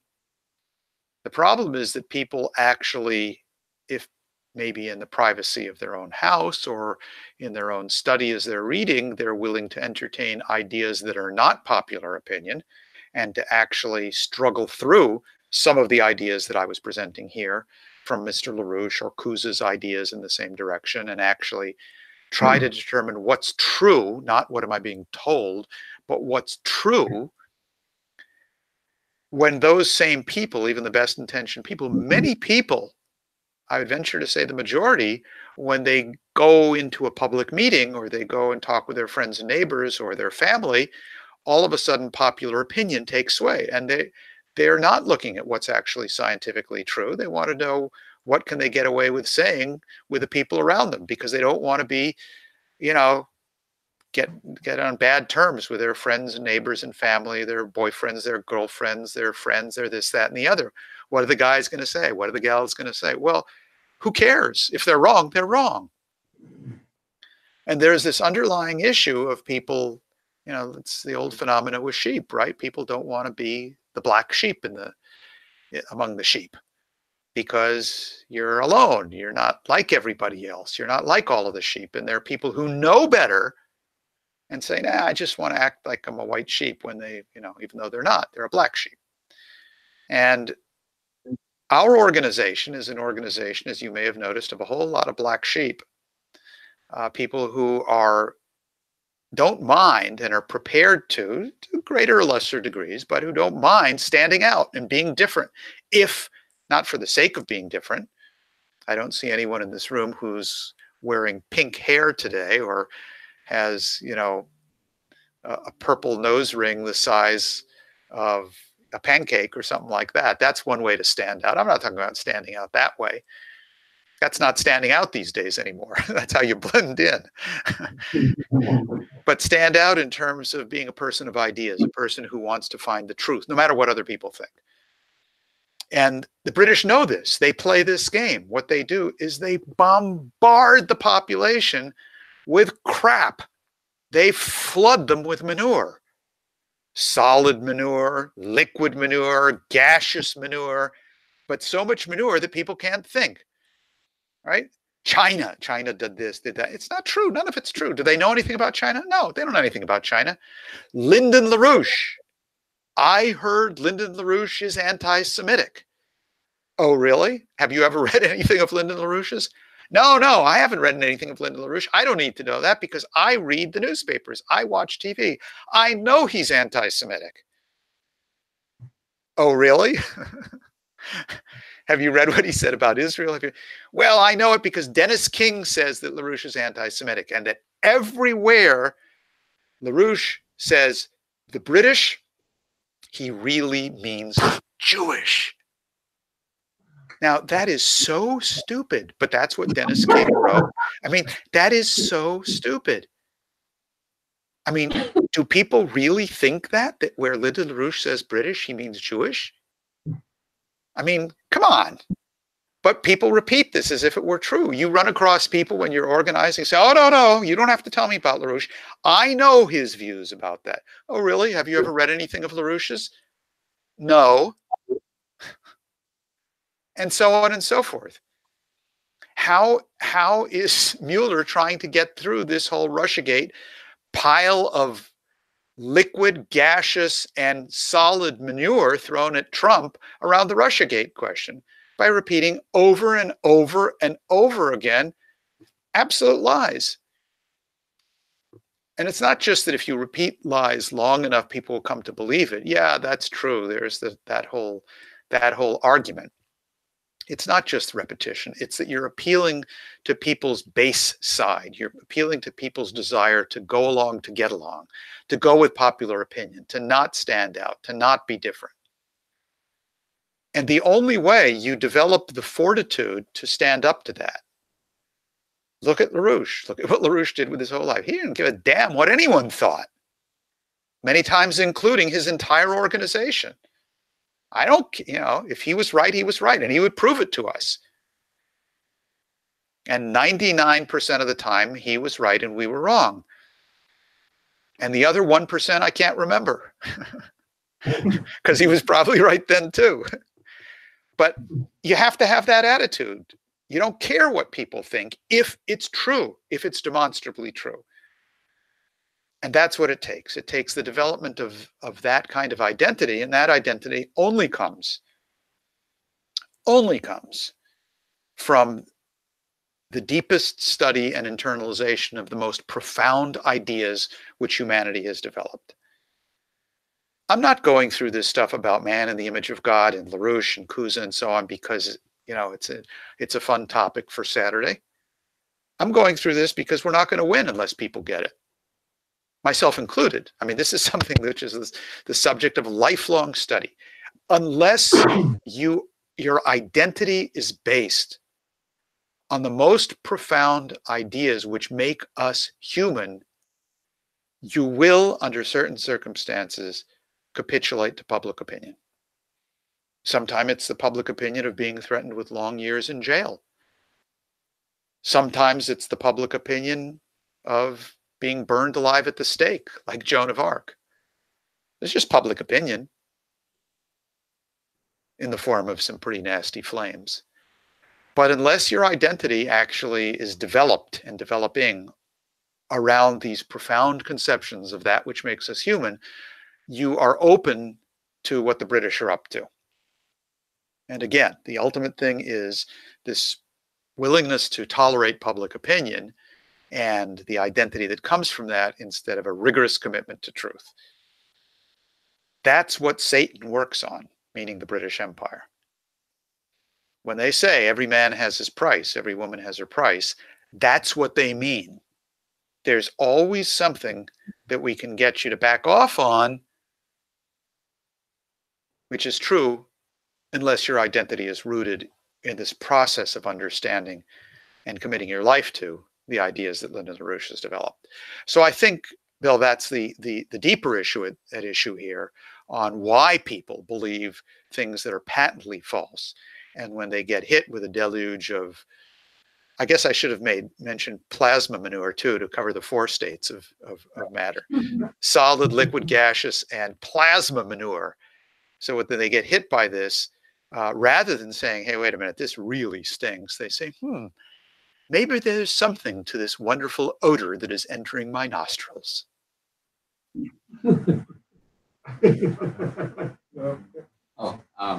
Just quickly, you led into my question, Dennis, which is actually it's not going to be a question to you, but addressed to the audience, which is if people have a question about what Dennis spoke about God, what is God, what is man made in the image of God. People understand that, and if not, if they have any questions about it. I've been working on it for 10 years, and I don't profess to completely understand it, but I think I've got a fair working knowledge. And I would just say is that it's imperative for people to understand it, as Dennis said, because it's the central conception of the American system of economics, which is diametrically opposed to Adam Smith's so-called free trade capitalism. And it's also diametrically opposed to this environmentalist policy, the so-called New Green Deal, which is, these two, ways of approaching economy, free trade, and Adam Smith, and this green economic policy are actually much more similar than people would think. And the only one that is actually opposed to any of that, which is all British garbage, is the American system. And this is the central conception. So I would just, that's my question. If people don't understand it, then maybe they can come up with a question for Dennis about that specifically. Well, I'm proud to be a black sheep. Go ahead, Jim. Oh, okay. Enjoyed your talk. My name is Jim Reed, and I'm getting my feet wet basically by being up here asking a question. But I'm stimulated to do so because of Bill and his question about the Chinese foreign policy toward Africa and other nations. I was a true supporter of the Chinese policy toward Africa until I was confronted this morning by a fellow who was sitting in my living room talking to me about the Belt and Road and Silk Road and about Tanzania. He was born in America, but he was raised in Africa and America. And he was telling me that don't worry about the mechanics of the financial agreements between China and, say, foreign nations, and in particular Africa in this case, most specifically Tanzania. And he was telling me that don't worry about the mechanics of the financial agreement, but worry about the negotiation process if you fail to pay or your society is failing to produce at a level that would be respectable. And he was saying that the negotiation would result in China taking over the railroad that they built in Tanzania. It would result in ownership of mineral rights in that country. And he was quite upset about it. And I listened to him. And Bill pointed out to me that this is probably an isolated situation rather than the rule as it relates to the Chinese foreign policy. But then he told me that his father was somehow related, working with the British consulate in Tanzania. And I suddenly realized that it may be an isolated circumstance. And his father was somewhat of a Roger Stone character, working to facilitate different political agendas. My statement is simply this. I worked in Washington, D.C. In the 80s and was there when Ronald Reagan was shot, Brady and so forth. And I was working in a mental health clinic in Fort Meade, Maryland, NSA, National Security Administration area. And Hinckley was brought to the clinic that I worked in. And I thought that was kind of interesting when you were talking about Reagan and India and so forth, and Mexico. But my question is, you made a statement earlier that Hinckley's, your statement was that Reagan's, the attempted assassination against Reagan, who was taken to Bethesda Naval Hospital, where I worked at one time. Your statement was that that was a British operation, and I was wanting to ask you how or in what way was Hinckley influenced to be a part of this other than reading Catcher in the Rye?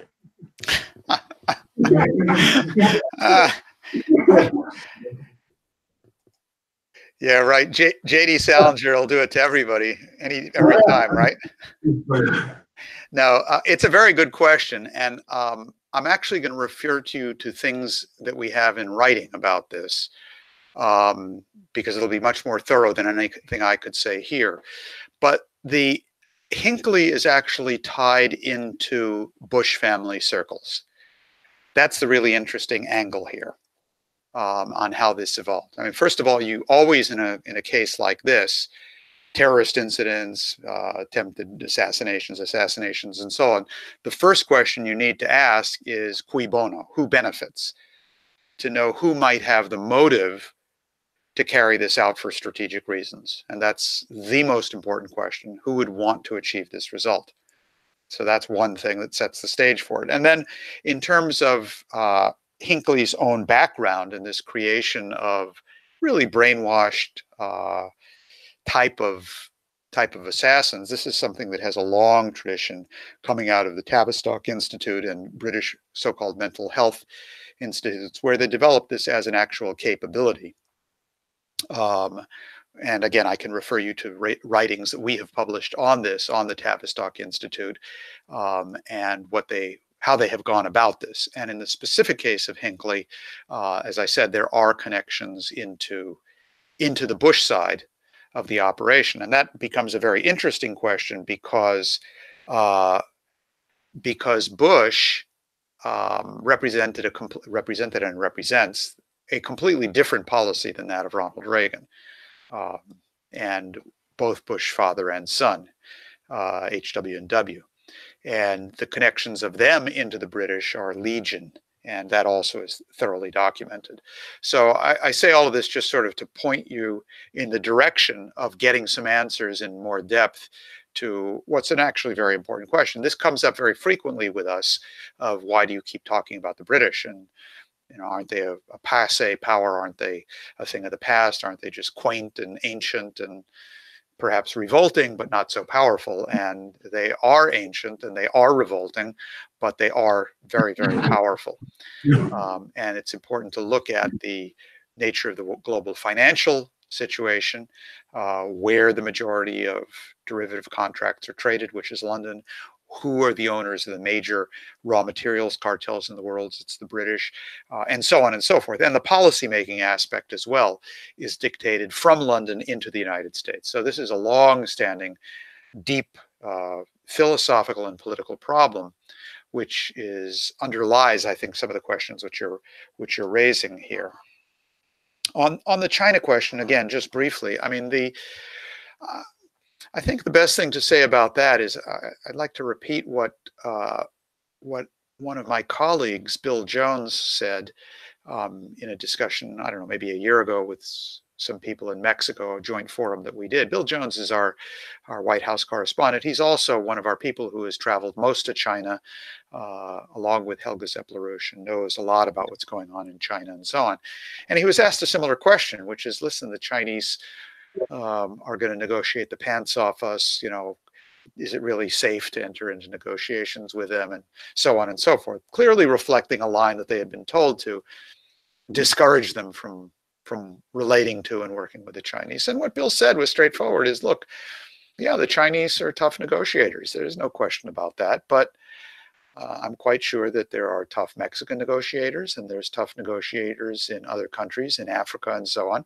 And if the goal and the intention of the negotiation is in fact win-win, which it is in the case of China, and if the goal and the intention is the development of the physical economy, building rail links, training personnel, building power plants and so on, which it is in the case of everything that China is doing in Africa, then the basis is there. It absolutely exists to be able to work out an arrangement that is going to function.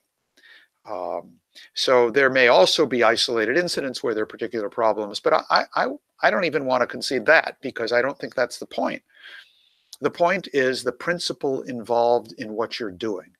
And anyone who is going to argue that the principle guiding China's foreign policy, its economic policy, is to fleece and loot Africa is completely wrong. They're either lying or they're monumentally ignorant, or both, because that is not what is happening. That is not what they have done. Just talk to African leaders, and we do all the time. Not sons of former diplomats, but people who are running governments today, all across Africa, like in the case of Nigeria, like in the case of what is being planned around Transaqua in Africa, which is this gigantic water management project, which involves a half dozen African countries. It involves the Italian engineering firm Bonifica as well, and it involves China now. And this is put together because we put it together. And I'm not just saying that. This is what the Africans say. This is what the Chinese say in public, in writing, in their articles about this, is that it's the activity of the Schiller Institute and Helga Zepp-LaRouche, which not only promoted this Transaqua project, but actually helped pull together the forces, a little bit like this four powers idea, but on the level of what can be done for Africa. The three powers in this case capable of actually making this work. Now, Transaqua is probably the single biggest global infrastructure project ever attempted. It will absolutely transform the face of Africa. It will not only replenish a drying lake, it will create power, it'll create transport, it'll create the basis for survival of hundreds of millions of Africans. And if you doubt China's intent on this thing, if you doubt their capability, just explain to me what they've done with poverty in their own country. Look at it. Face it. And people in this country should be a little humble in looking at this thing. They have accomplished what no one has accomplished. And the way they have done it is with economic principles and ideas, which, ironically enough, are the very basis on which the United States of America was founded, the American system. So that I think is what's required to actually understand China today. Thank you for that. I totally agree with you, and I understand where you're coming from. But I just had one additional thought as you were talking. Sure. But I was still listening to you. This gentleman was insisting that the Chinese are using North Korean labor to do the work. And I had not heard that before. Are you familiar with any of that? North Korean labor in Africa? Right. No, I don't think I've even heard it. It's pretty outlandish. It's pretty outlandish. I haven't heard it, and it's obviously not true. I mean, the reports are there of what the Chinese are doing and the people they're taking there and how they're training Africans and so on. It sounds to me like this acquaintance of yours or friend or whatever was sort of looking for arguments, true or false, to justify his own preconceived prejudice. I didn't get that impression. He speaks about 4 different languages, so I thought he's fairly intelligent. His father somehow works with the British government, and that really made me suspicious. But he had such strong feelings about I had not encountered anyone that had such strong feelings about the Chinese foreign policy toward Africa as he does. And so that's why I brought the issue up. I thought maybe I could get a little more clarification on that. And I do thank you for what you've told me.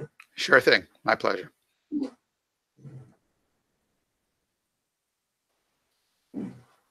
Hey, Dennis. Hey, Baz here. How are you doing? Hi.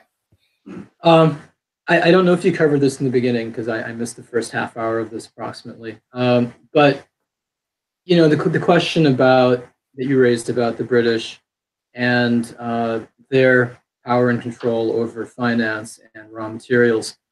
Did you mention at all about this House of Lords report in which was back in December or November of last year, in which they said that they're fearful of a second Trump term because they would lose their control over the special relationship and their control over United States policy?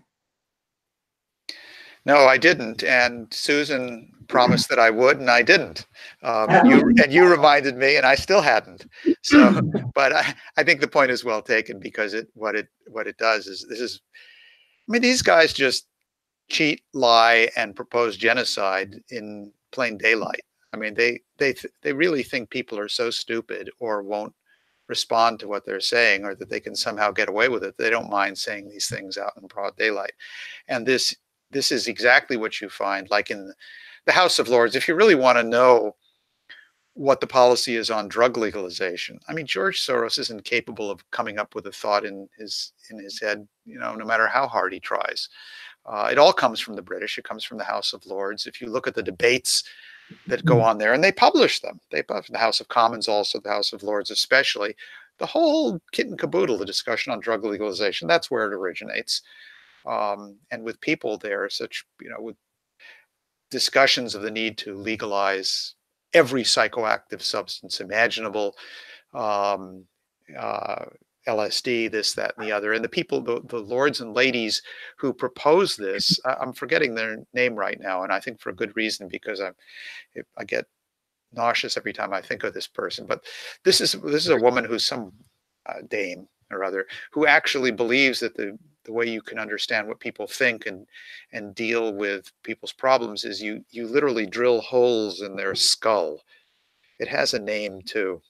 I forget all of this stuff. My wife wrote this all up. Gretchen wrote this all up, and we published it. Does somebody know what it's called? Trepidation. I'm sorry? Trepidation. Yeah, that sounds like it. Anyway, it's completely, utterly psychotic, and that's what they propose and do it. So yeah, this stuff is out in public, and this report that you're referring to from the House of Lords is exactly that. It's an open, public statement of what they're worried about, and they state it clearly, and you can read it in our publications. You can read it on our website and in our magazine and so on. Exactly what they're concerned about, and they're concerned about those very, very dangerous people, the two most dangerous people on the planet, Xi Jinping and Donald Trump. And of course, Putin is so dangerous, you don't even have to mention him in the same breath. But that's what they fear, and they say it openly. That's what they're concerned about. So they lay out their policy.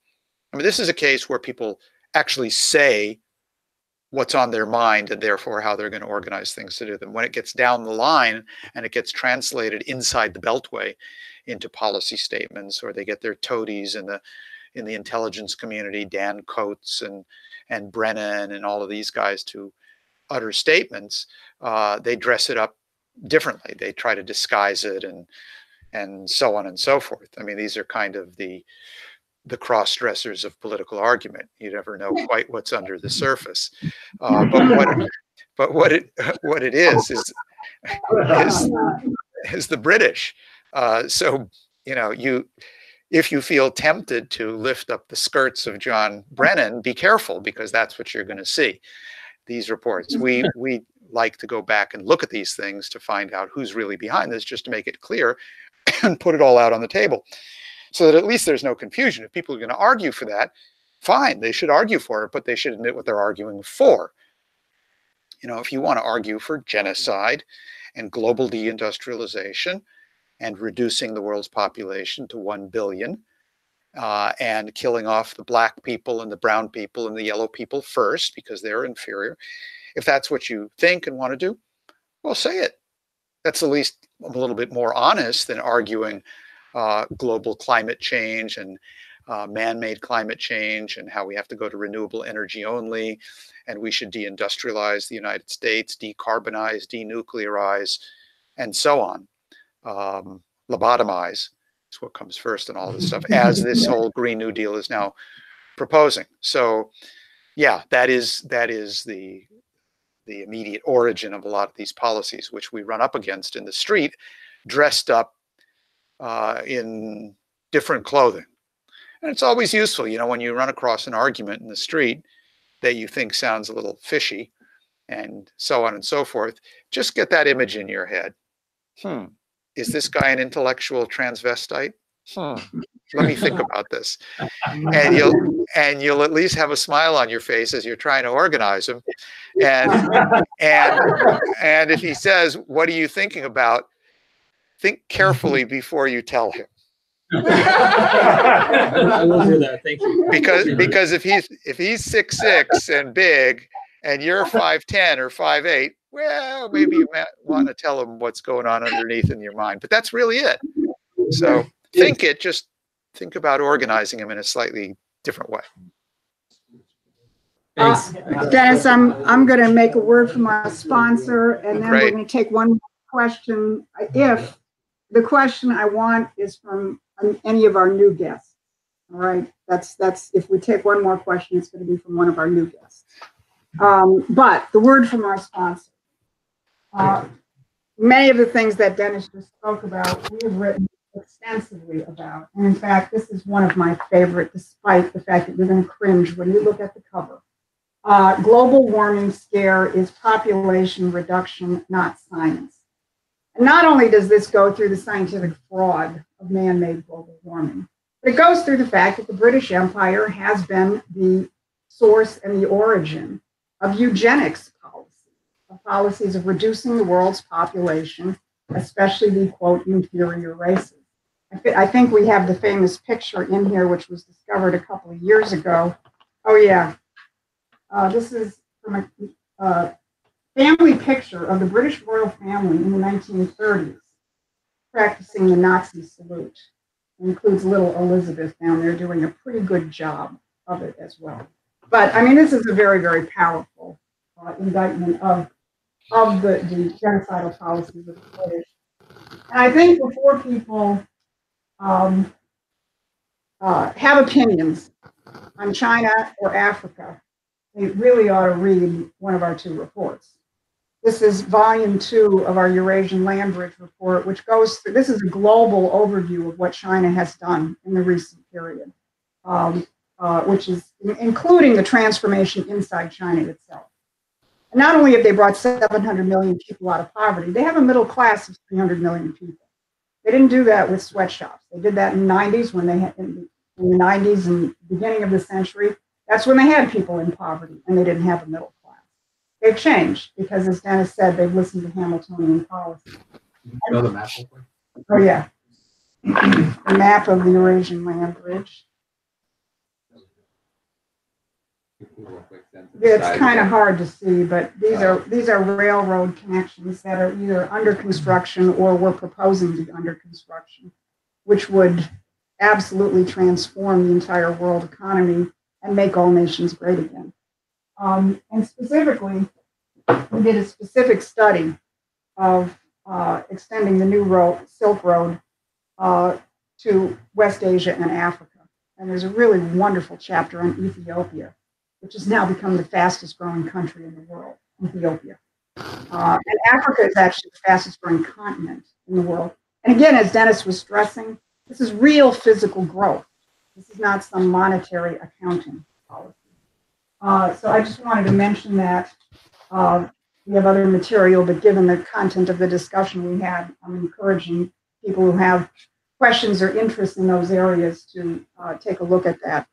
And because we are running short on time and we want to leave enough time for informal discussion and kind of implementation, I do want to ask if any of our first timers have a question for Dennis. Yes. Did I get up? Yeah, because he can't hear you. I'm not used to this. My first question for you is about Africa, and I also have one about China. Okay. Now, the first thing I want to say about Africa is in 2000, I was there in South Africa. Mhm. And I've noticed that the government and the people in South Africa in general appeared to me to be very arrogant. I could see a lot of trouble developing among the Black people in Africa in the way they were treated, the way they behaved toward the white people. And now we have sections of Africa where the farmers are being, their property is being taken away from them. The farmers themselves are being tortured. I'm wondering who is really behind this.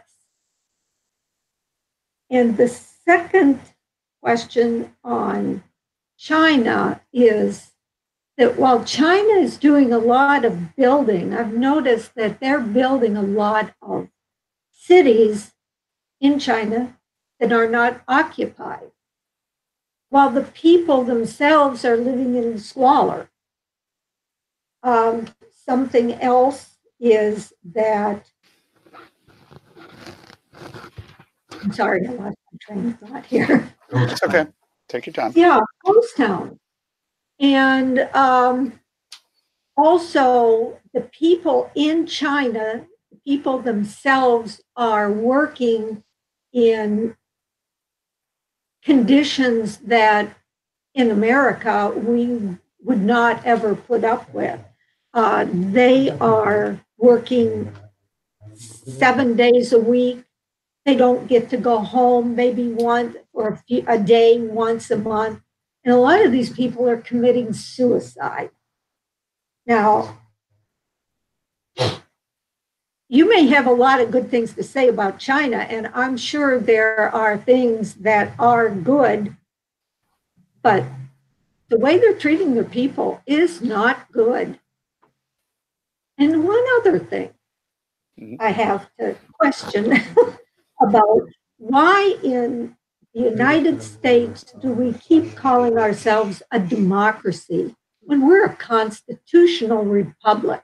And none of our people in government seem to know that. And that's it. I quit.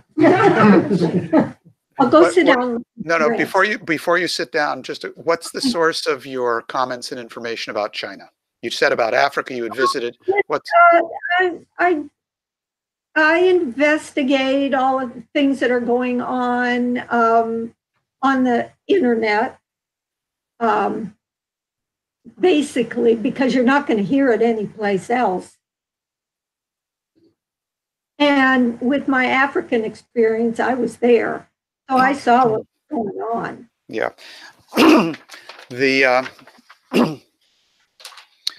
Well, there's a number of things here. let me just start at the end. That's well, no, let me go in the other direction. I mean, I have to say that when you look at China and what they've accomplished economically, I would be very careful. You need to really source what you're looking at because there is a highly motivated political campaign afoot to try to discredit China, and it's coming from those people who do not want the Trump administration to establish a good working relationship with China, as he is intent on doing with Xi Jinping. A lot of the stuff this was before. Yeah, but a lot of the stuff that's out there, on the internet about China is a bunch of hokum. Frankly, that's why I was asking where it came from. I've looked at the Chinese situation to some degree. I've only been there once, not for a very long period of time, and it was very interesting. So I don't consider myself an expert that way. But if you actually look at their statistics on poverty and look at what they've done around the poverty question, it's an absolutely astounding achievement, as I said before.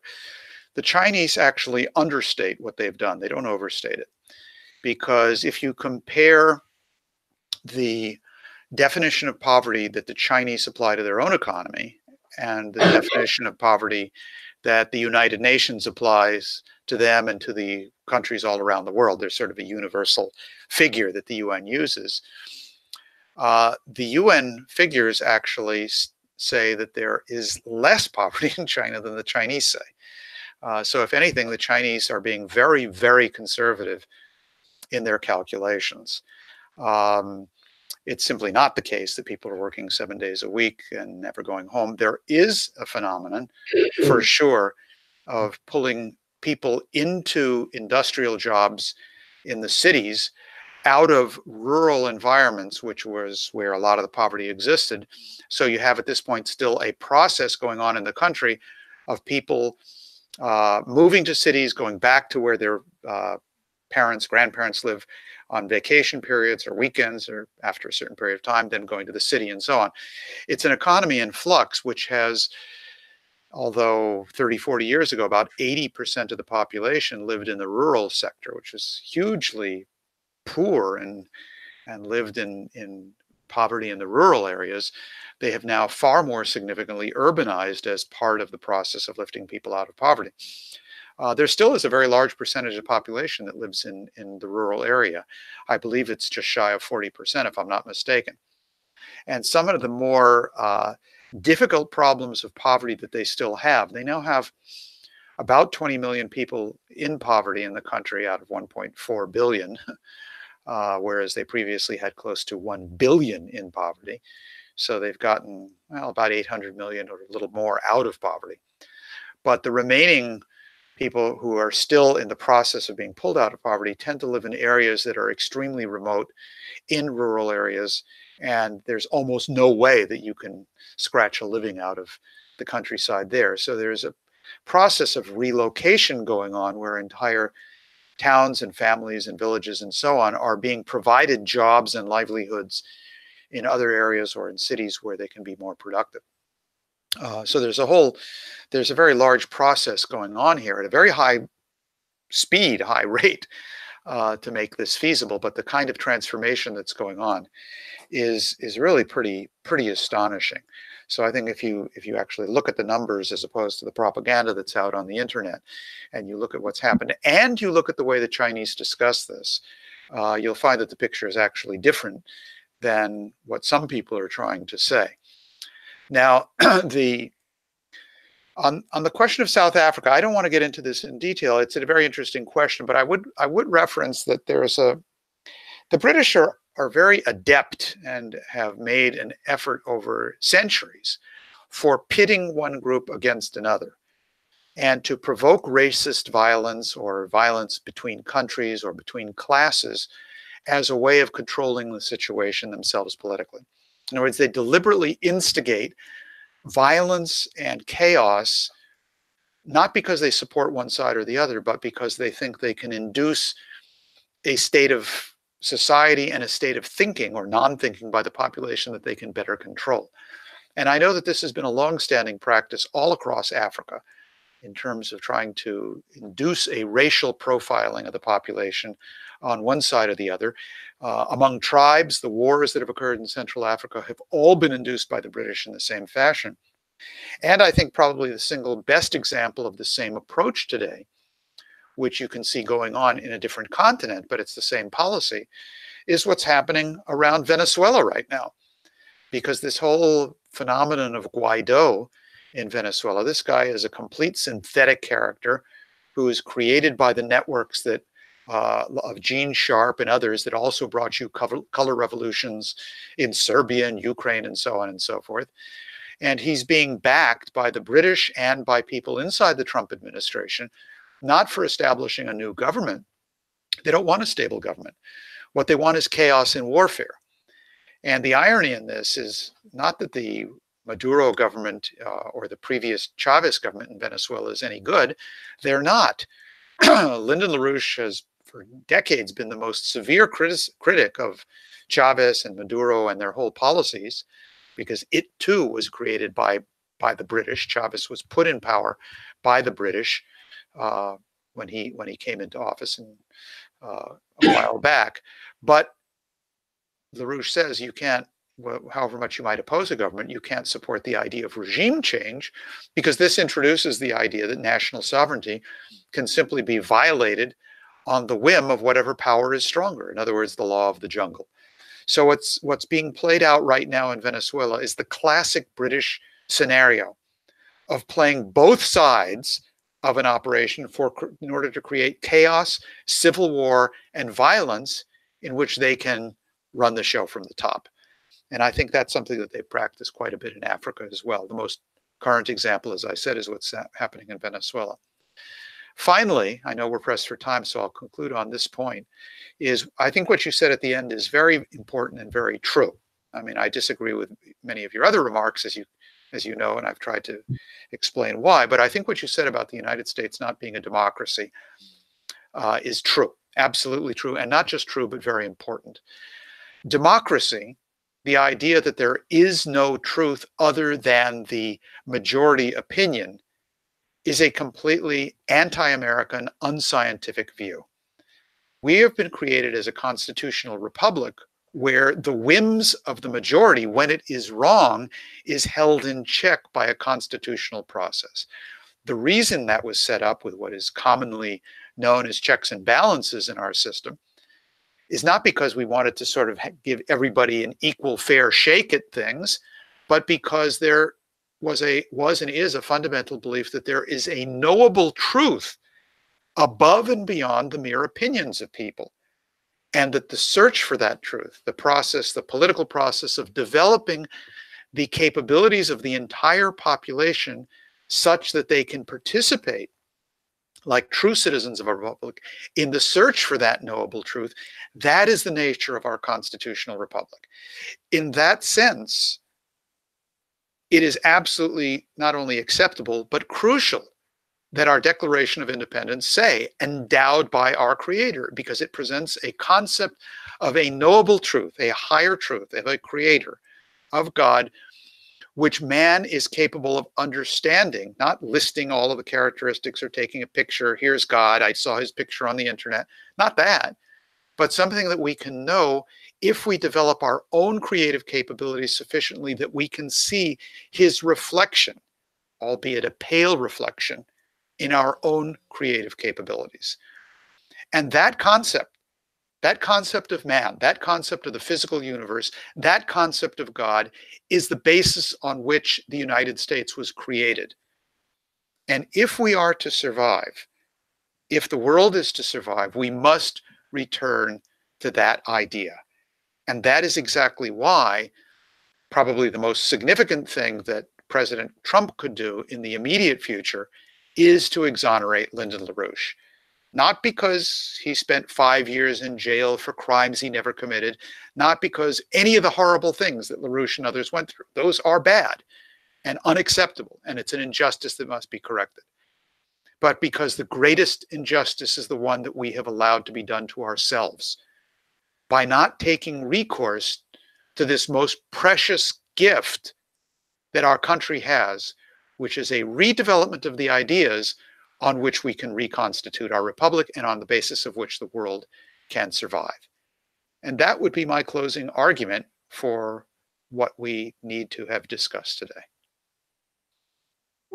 One thing, are you saying that it is not true that the white farmers in South Africa are not being killed? No, I'm not saying that. I'm saying there's an issue there which has been deliberately, and I don't know the extent of it, because a lot of this has been hyped up. I'm not saying it doesn't exist. What I'm saying is that this is a matter that has been hyped up intentionally by the British to make sure that what prevails, and hyped up on both sides, I'm sure, for the purpose of making sure that what prevails is an ungovernable, racially divided situation in which the common purpose of development is made impossible. That's their intention. And they will always grab people by the issues that are most heartfelt for them, that are most important, that are religious beliefs or racial beliefs. They'll point to real problems. They'll address these things in a way that worsens the problem. You want to see a bloody war? Get a religious war going, and the British know it. So the way nations are divided or continents are divided are always about the issues that are most emotionally significant for them. And therefore, they can lead them around by the nose, like bears are led around with a brass ring, on the basis of emotional issues, which they don't respond to scientifically, where the science is exactly what we have been discussing today about the way ideas shape history. So I'm saying what we have to do on this particular issue that you were raising, as on all others, is we have to take a step above. We have to look at what's happening, who's running this, why, what are they trying to do, and what's the actual solution. How do you deal with the problem of racism in the United States? How do you deal with all the problems of sexual assault and aggression that are going on? There's plenty of it, believe me. But do you deal with it the way that's being proposed? Or do you go to a higher level and figure out what the answer is? How do you deal with the problems of religious warfare? You know, Europe was subjected to, was sunk in religious warfare.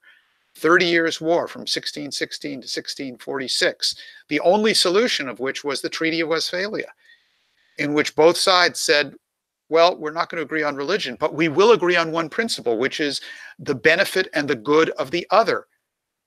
We're going to agree on the idea that there are nation states and that they're sovereign and that their purpose for existence is not just their own good, but the good of the other. It's exactly that Westphalian system which the British are trying to destroy today. And that's what I think we also see reflected in China's approach of win-win, as opposed to those who are trying to make up fairy tales, like around the Russiagate question with Trump, divide the world up and make sure that the British policy is implemented under the chaos. But to take that higher standpoint, to get above these issues that are being fed to us, we have to be able to look at it from the standpoint that I was talking about earlier. All right. I think we should thank Dennis for his presentation. Way to go, Dennis. Way to go. Thank you, guys. My pleasure. All right. And we're going to spend a few minutes now